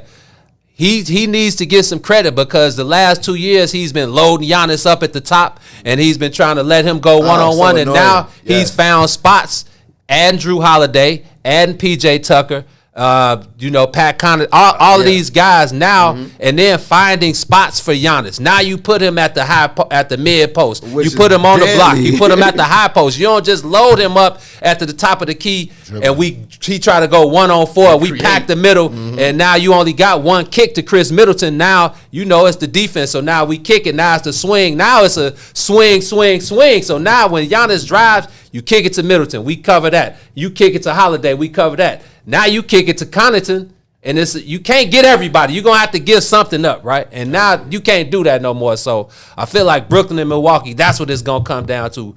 Who's going to make the stops? Because I don't know if you're really going to stop KD, Kyrie, and Harden when they can do this one-on-one. And they got Joe Harris, and whoever else they got. So defense is probably going to go 7. Jeff Green, he's in the boot right now, so I'm not sure about his plantar fasciitis. But I think it's going to come down to who's going to get the defensive stop at the key time to be able to move on, because I feel like that's going to be the team that's going to win it all if they can stay fully healthy. Yeah, I totally agree with you on your assessment of that. And I just think in terms of winning titles, who can manage the way they play and make it the dominant force in the series, the way you play. I don't want to play like try to stop you. I just want to play the way we play. Okay. And when you can get a team can get in their comfort zone and saying that we don't have to adjust to you. So is that how y'all, like in Detroit, when y'all beat the Lake Show, we know the Lake Show was up and down, and y'all would basically slow it down, dump it to Mark on the block. Make them play the way we play. Okay. And when you can get a team to ease to playing the way you play, you got them out of character. Okay. And it's hard to beat a team when you're out of character. Like we say, when the Lakers slowed down, when they wasn't getting, not these numbers, but when they weren't getting over 100, that's great for us. We've slowed them down because we know how to play at these numbers. Right. You don't know how to play 80s, at early those 90s. numbers. Yeah, you don't know how to play at those numbers. So when I look at the championship series, and I do think that it will come out of the East. I think Phoenix has somewhat of a shot, but I don't see them defending either of these teams. I'm jumping ahead, but Milwaukee or Brooklyn. I don't see them defending either one of those teams. Too many options. Too many options. Yeah. So, it's a matter of who can make that team. I'm in my comfort zone, but you're not. And that's what it gets to. If you look at every series, you can see one team struggling to try to do what they do, but the other team is doing what they do. In every series you're going to see that, and you can kind of see who's going to win. And I have to go back, but I see the Clippers now doing what they do. Exactly. And I see Mavericks on the struggle. Maybe because of Luka a little bit, but they just on the struggle because now Tim Hardaway, you're not getting all those points. All right. We're not giving those to you. All right. Luka, you hurt, you got to get him. But all that and having 15 assists too, you're not getting. We're not getting 15 assists no more. And if they take away that struggle, now Dallas is playing Clipper basketball. Let me ask you guys about a team that may be surprising some folks. And given the news, we got to share the news. Joel Embiid has a torn meniscus. They're saying he's day-to-day and is going to be treating this particular injury with physical therapy in between games. They haven't ruled him out yet. They haven't ruled him out for the next game, but they did say an X-ray revealed a small tear in his meniscus. And I feel like that throws a monkey wrench into things because I feel like, yes, they are waiting for either the Knicks or the Hawks. But the Hawks, man, in this Knicks series, Trae Young and those guys right now are looking, they're up and coming, but I'm starting to wonder how much damage can they do in this playoff run? And then considering the fact that Philly may be shorthanded, can they handle a team like Atlanta coming at them with all that athleticism and offensive firepower? Can they handle Atlanta without Joel Embiid? Right. Are you talking? Can Atlanta get to the Eastern Conference Finals now? Like Mark said, it's all about, and I think again, Nate McMillan. He's given that team an identity. his identity, the guy that he was in the league. This is a dude that averaged a fan. They're 31-12 since he took over. This is a guy that averaged a fan on his career. But he played how many years? 12, 13, 14? So he's giving his team the identity. Like, yeah, they got Trey. Yeah, they got Capella. Yeah, they got John Collins. They got Kevin Werder. They got Lou Will coming off the Oak, an instant bucket. They got Bogdanovich, an instant bucket. They got all these different options, but they win. And that's why I think the Knicks are cooked. Obviously, they're more talented offensively, but I think they've taken the challenge of the Knicks taking Thibodeau and being this tough defensive-minded team. You saw what Clint Capella said. Man, that ain't nothing, Joe. We'll do the same thing. Play hard, play tough. We can be physical. We can do cheap shots, too. And y'all going home. We coming to the Garden, and y'all are going on vacation, man. So I think that's what stands out most. They got the talent, but I think that's what stands out most to me is the identity that Nate McMillan has created for that team. And, you know, it's all on them guys. They got to come out on the court and show it. So I think the Knicks are done. They might win at the Garden just because, but they go back to Atlanta. It's over with. Atlanta just look. They've been a handful. If Embiid ain't there, I don't know. Doc gonna have his hands full.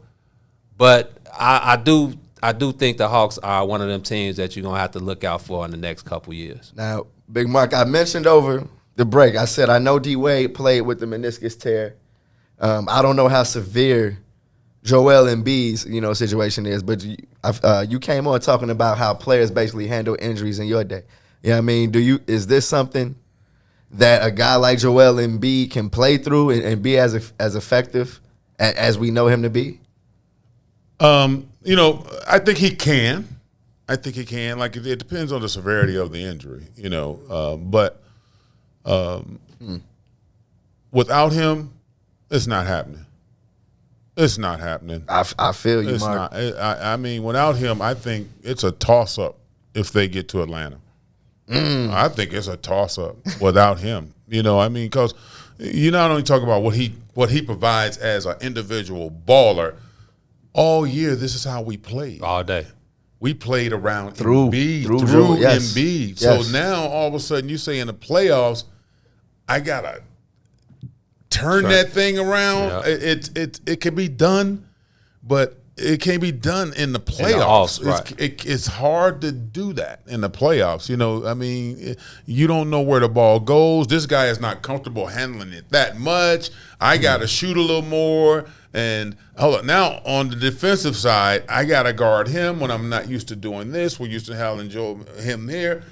It's too much of a last-minute adjustment to be able to beat a team who's actually on the rise.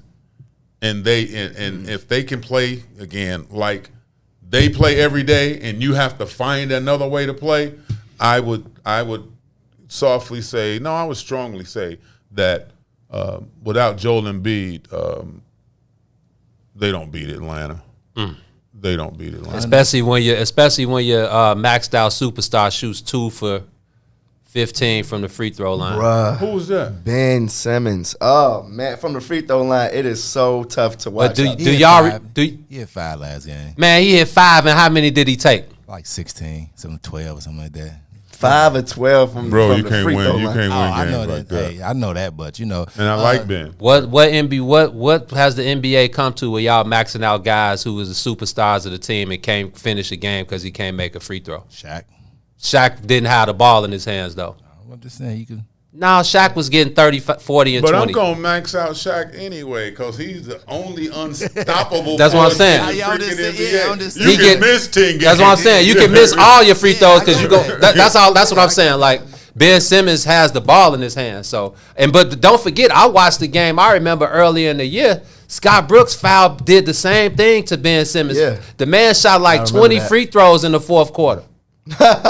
That's how much Scott Brooks wasn't going off Ben Simmons. So it's a mental thing. It's like the NBA is, and I've been on Ben Simmons' heels all year. Like I just don't understand how you can max out a guy who's that limited offensively. Yeah, he does things great defensively. He does things that don't show up on the scoreboard.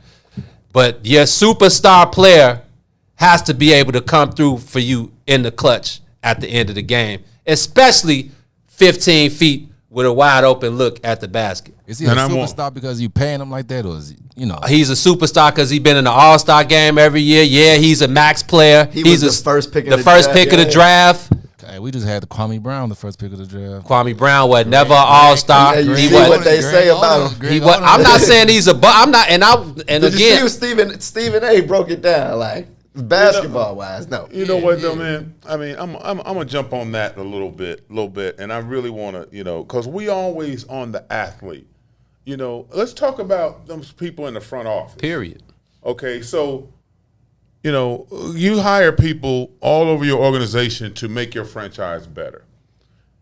If I'm watching Kwame Brown his first year and he's not ready, I'm not finna kill that kid's confidence. No way I'm gonna stick him out there and let his confidence kill in order to possibly one day get what I need. Right.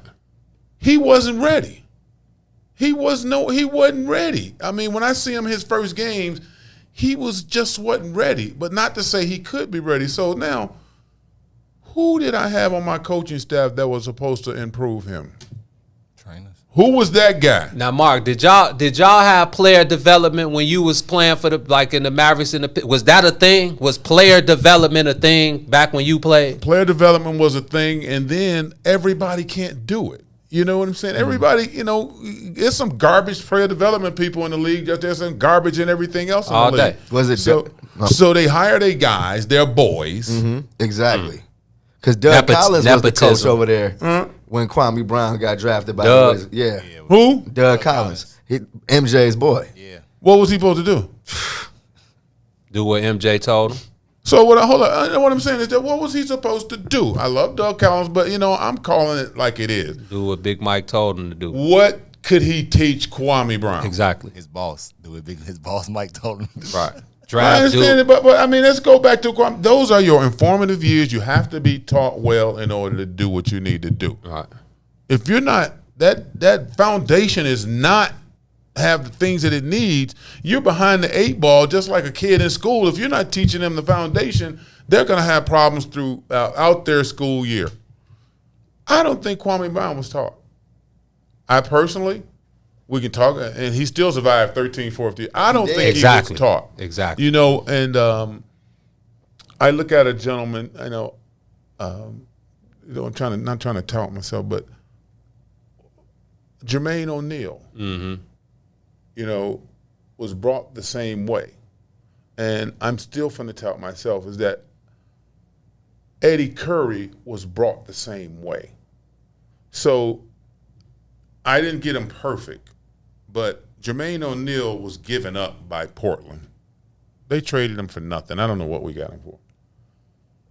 And he ended up being an all-star. Where were you? Indiana. I was. You was in Indiana. They traded him for nothing. We got him at Indiana for nothing. We got him. I was told to go out and look at him. And one thing I'm gonna go. I got my show coming on here, The Other Side, and I'm gonna talk about things like that. Meaning that I'm gonna be honest in my assessment of it. And you guys need to know, like, this leadership in a lot of these ball clubs, they screwed up. They are awful. And then they blame somebody else. Okay, they blame somebody else. So in that scenario like that is that Kwame, name me the guy that taught him. Show me what you taught him. And I've been in these NBA things, and I look at them teach guys, and I was like, I know for a fact that's garbage. That's stupid. And it happens in the NBA. Stupid stuff. I mean, one example, a big. And Kwame had this. A big without balance will never, ever survive in the NBA. You have to have balance. You got to be able to do things precisely and have balance, whether you're being hit or whether you're not being hit. If you can't do that, you will never find your footing in the NBA anywhere, if you can't do that.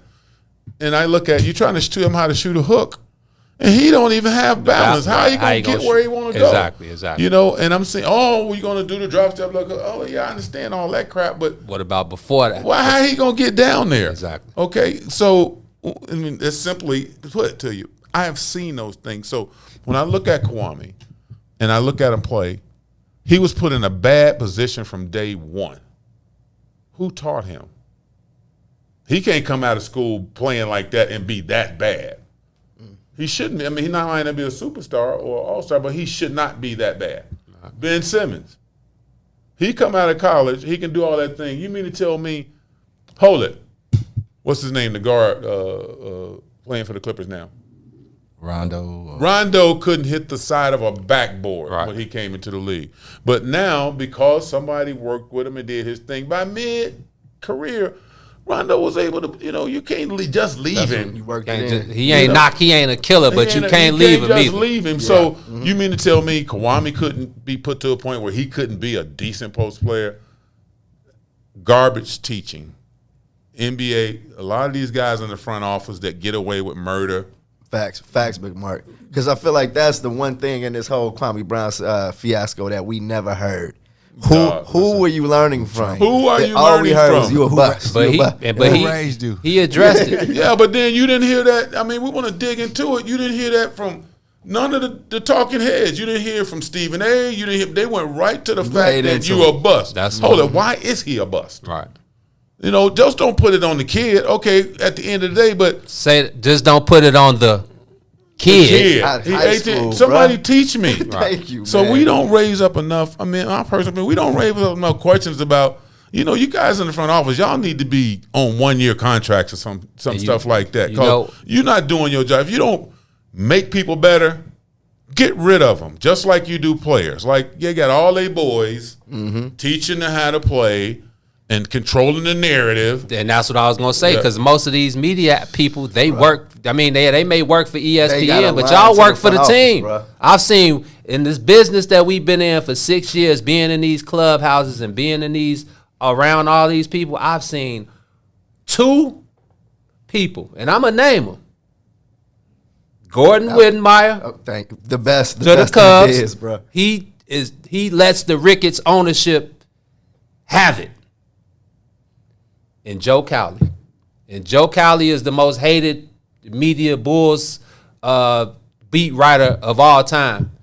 But Joe Cowley keeps it real. And when these people when they need to be put on Front Street, these are the only 2 guys I've seen in my years of covering these professional sports teams that put these people on blast, because how else are you gonna know? All we know is the product on the floor. You don't know what goes and the message that's being given. That's all we know. We're privileged enough to be there.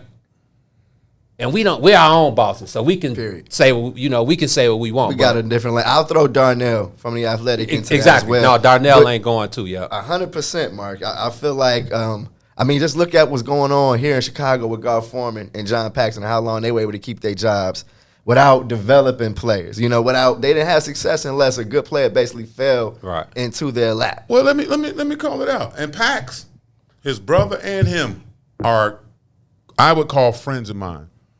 But I'm calling it straight. Pax, you did a horrible job, and I hope you don't put our friendship in there. I'm calling it how I see it. If it's different, come talk to me, and I'll see that. But I saw nothing. Now, if that wasn't you and the guys on the court didn't do their job, then let's go to that. Right. The fact that these guys can't teach, these guys can't coach. Let's go to that, But, I like to call it where it is. And right now, we be fed so much garbage that hides other people. Yes. It hides other people. And I think just like our president of the United States, when you screw up, you got to go fix it, And if it's your boy, you got to get rid of him.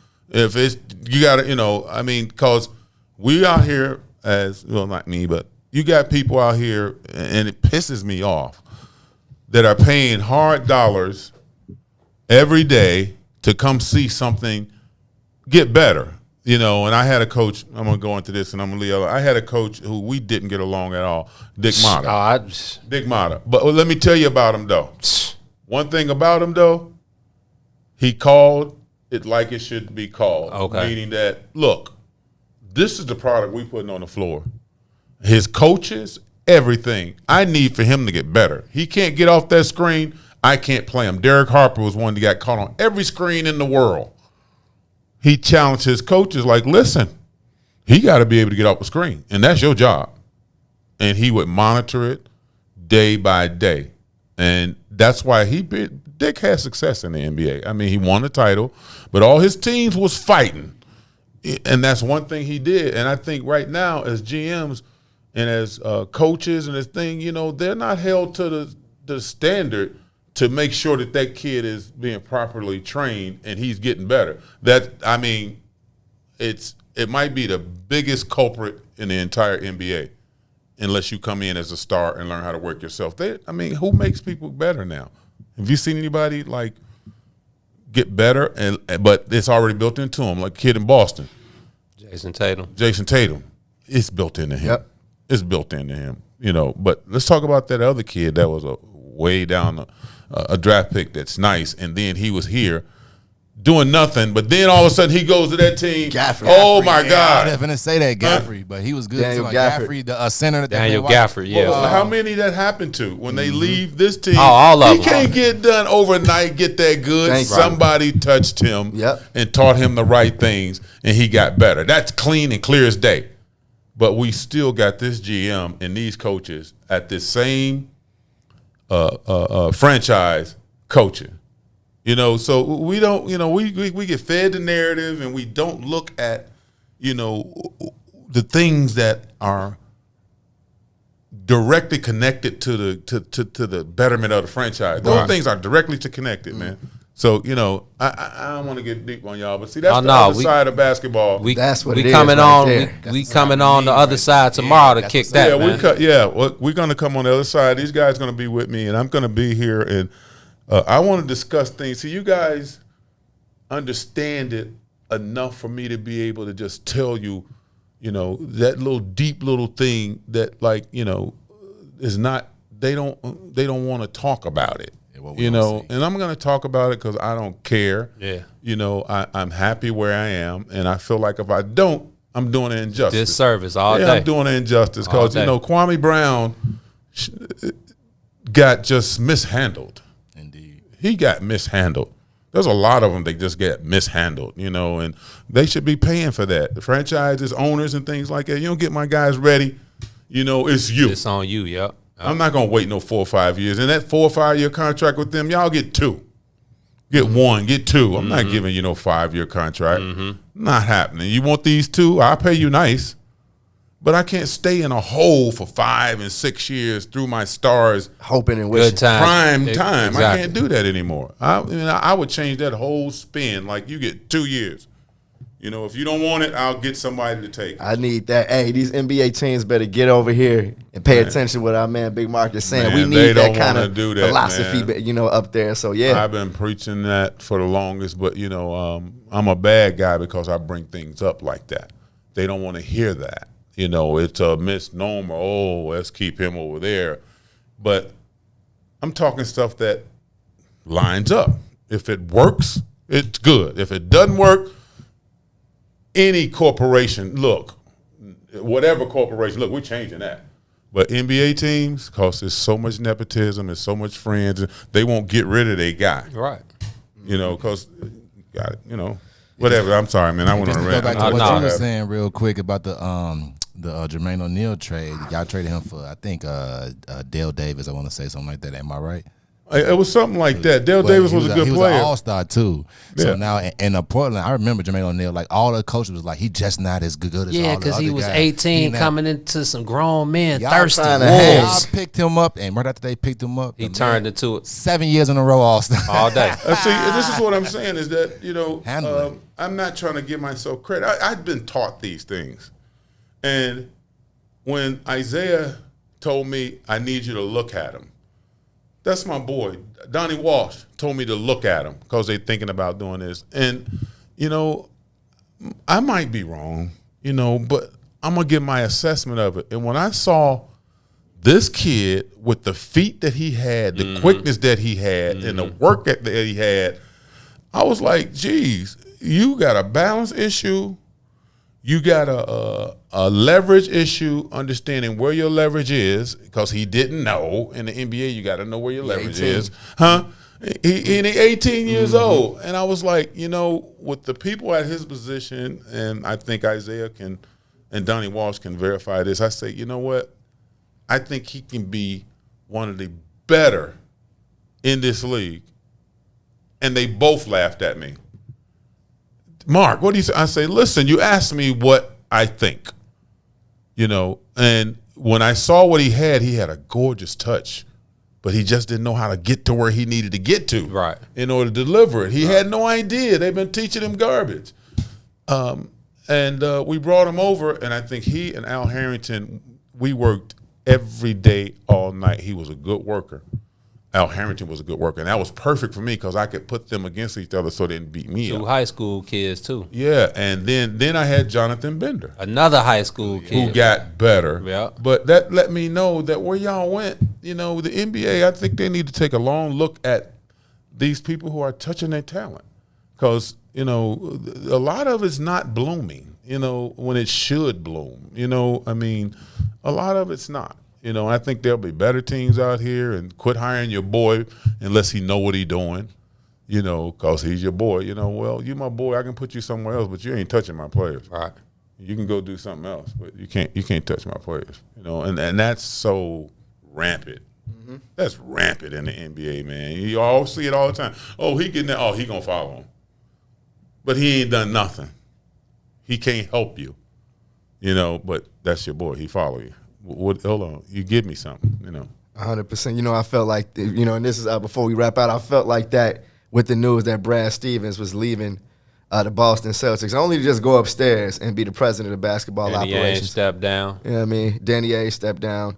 But yeah, I'm wondering what has Brad Stevens done? Who's gotten better? Has the team really gotten better under his watch in order to receive that promotion? He has good players, and like we said, Jason Tatum, he's just born with it. You know what I mean? Jason Tatum just cold. So I feel like that's the issue with the NBA: nepotism, your buddyism, whatever. Okay, so he's going up in the front office to be the guy. Yeah, he's never done that before. Exactly. I'm not going to say right now what he's going to do, but you got to fix the ship. You got to fix all the inner workings and your coaches and your scouting and you got to have eyeballs. Like when you Lakers had Jerry West had one of the best eyeballs ever in basketball. To be able to look at a kid and be like, whoa. He's nice. I that one right there. Think about how many picks he touched that we didn't know that went where they need to go. Mm-hmm. Jerry West had one of the best eyeballs ever in basketball, believe it or not. Red Auerbach had one of the best eyeballs ever in basketball. You know what I'm saying? He picked Bird 2 years before he was free. Like they wasted a pick on him. His junior year, he was actually a senior. How did they picked him before his senior year somehow? Bird was able to be picked. How did they do that? They knew he was Boston's pick. Somehow, I might be screwing it up. But anyway, I'm going Bird. Jerry West. I'm Magic Johnson. Well, he can't shoot. Yeah, all right. You remember that? He can't shoot. 43, 17, and 8 in the ships. First year. Hold up. Way down the lane. James Worthy. Boom. You know what I'm saying? So all you other franchise people walked over there. Hold on. They walked over him. Hold it. Jack McCluskey in Detroit. Joe Dumars. Man, my guy. McNeese State. Vinnie Johnson. Ooh. Bill Laimbeer. You see what I'm saying? I mean, and I think a lot of franchises they're just, they got too much freedom. There's no consequence for doing no garbage. There's just no consequence, and I take Thibodeau. I love Thibodeau. But leave the offense alone. Do what you do. You know what I'm saying? You need to have basically an offensive coordinator. You need to stay out of that. A specialist. I mean, but if he had that, and I don't know if his ego will take it, Thibodeau, so far as defense, is a freaking genius. Yes. He's the best I ever seen at it so far as putting together a defensive team. No one in the NBA can actually tell me. From nothing to something, he definitely put it together for sure. If he had an offense with any of his teams, he win titles. Yes. If he had an offense with Derrick Rose here, he won a title.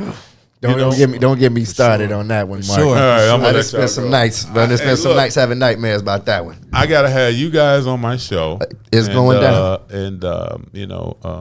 it's the other side. Like we discussed today, I mean, I want to be challenged by my audience to unveil a lot of things that, you know, we look at it one way, but I want to give you other ways to look at it, you know, and back it up with a few facts, you know. But I'm not going to be a 100, but I'm going to tell you what I know, and I'm going to get you closer to being able to look at things a little different when you look at NBA, because we're fed narratives. Yep. But we won't go past that narrative and look behind it and say, oh, you know, in the Kwame Brown case, we saying he that busted? Hold on. He don't know what he's doing. You know, we don't look to check and see if he know what he's doing. You know, so I can't wait to have you guys. Oh, we're going to do it tomorrow. Tomorrow at 5:30.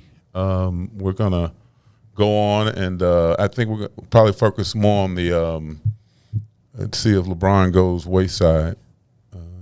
You know, is a big possibility. And then, you know, like we discussed on the other things, man, you know, I love discussing with y'all because y'all discuss with me. I don't want to be here just y'all discuss it, you know, and I want to discuss it like the audience. I want to like, well, that's possible, you know, and give it what I got, man, and hopefully it's you know, informative or whatever. It's totally going to be that. I'm looking forward to joining the conversation. 100%. This conversation about behind the, you know, Kwame Brown situation. I feel like we're gonna have to continue that. We got to go back into that. I got some stuff I want to talk. You know, that's what I want. I want you to. You did spark something in me. Drop definitely. me, drop it. Sprinkle some of Mama's cooking on. Come on, the show drop, because see, I know y'all know. I love to conversate with you because y'all know. Oh yeah, Mark. You know how we get down over here. You know, with the bigs, and you bring it up. Yes. Bring it up, man. Man, you know we can have this conversation all day. I'm kind of salty that we got to wrap it up. Yeah, I'm headed to Wrigley, man. I got to get up out of here so I can bring this Cubs, this first place. Yeah, man. It's all good in the world of Chicago baseball, man. 2 first place teams. The White Sox kicking ass in the Central. Whoa. Cubs kicking butt in the NL Central. Hey, this could be the year for the Subway World Series. Both sides are growing every day. You feel me? Shout out to my man Gino. You see, I got my merch on deck. Y'all got to go ahead and get like me, man. Support my brother who's been holding it down since forever. All day long, man. I was watching ESPN, and I want to say, man, they said El Mago. You know, I was like, hey. You know our phone go crazy. I know where it come from. Yes. Man. I named them that, so, man, yeah, man. Two first place teams going, man. We both. That's crazy, man. Man, so and then, I still got the same win on my phone. From 2016. Can I get to? Oh, I see it. I see the W in the back. I still, man. Listen. You know, I was just talking much. The Cubs giving people reason to talk some more. Yeah, I mean, Gino, I feel like I'm eating some of my words from early on in the season. No, it's all good. You know, I've always said it's just too much talent. Facts. You know, there's too much talent. It's the same guys from the year that won. The bulk of the team is still the same guys from the championship team. So it's just no reason these guys shouldn't be at one of the best teams in baseball. There you go. You know, maybe you need a new voice. Maybe Joe Madden's voice was getting old. Maybe Theo, you know, maybe change was needed. Change is, you know, at the time it sucked, but it's fair. Yeah, you know so it's all good now. So I'm headed to Wrigley. The Sox will be back in town when? Sox will be back in town tomorrow for a 4-game set with the Detroit Tigers. They're off today. The game got postponed in Cleveland because of rain. Right. So they moved that one to September 23rd. You're talking about a 5-game. That could be. It could be. It could matter. A 5-game series is the last series of the season. Looking forward to that. But lock in with our brother Joe Lewis, a.k.a. Flo's Andolini, who's at Hallis Hall right now for the first day of OTAs for the Bears. We're about to get all the Justin Fields content we can handle. I'm so happy and proud of our man out there holding it down for us. So y'all make sure y'all lock into our Twitter page. It's @It'sTheBigs. Y'all know how we do, man. Go ahead and lock in with us. Gene is at Wrigley. Flows is at Hallis Hall. We're on the show. You're about to get up out of here with the one and only. Appreciate you, Big bro. Mark. Big Mark McGuire. Gina, go ahead and get us out of here real quick. Man, look, you know how we do over here at the Bigs, man. Show love, spread love. Stay away from these haters. Circulate the dollar with your people, man. Mark and Zeke got the illest champagne out. Yes. I got the merch out. The Bigs keep some merch out. We got, man. Circulate the black dollar with your people. But most importantly, man, just continue to keep it player, man. It's a lot of unplayer individuals running around making the brothers look bad. They running rampage. It's men's health Awareness Month. I went and got my acupuncture this morning. Oh, for real? Man, take care of yourselves, Nice. man. We take our licks all the rest of the year as providers and protectors and whatever we men are supposed to do. We take our licks the other 11 months, so take care of yourself. Show yourself some love this month. Health is wealth. And man, just keep it playing. There you go, bro. Health is wealth. There you go, bro. That's the best gift you can give your family is to keep living. You feel me? Shout out to DJ for that one, man. So on that note, we got the brothers up next. They probably outside waiting. Cousin 2, Herb Howard. I said what I said. 1 to 3 p.m. on the What's in It for the Black People Media Network. Again, we'll be here tomorrow with Mark. What time? 5:30. Am I correct? 5:30. Going down. What's the name of the show? The people the are other asking. side, brother. The Other Side with Mark Aguirre featuring the Bigs tomorrow. Y'all rock with the network. DJ will be back on tonight. WIIFTBP Wednesday. I think Chris the Critic them on tonight too. All the shows tonight. But make sure y'all get up with DJ around 8:30, man. WIIFTBP Wednesday. I can't let, I'll be at the crib, so I won't be unplugging my laptop in the press box and them hearing DJ go crazy. But WIIFTBP Wednesday. All the shows on the network, man. But in the words of the late, great Chad Butler, known to most of y'all as Pimp C. The Pimp. Get off the boo-boo. It's us.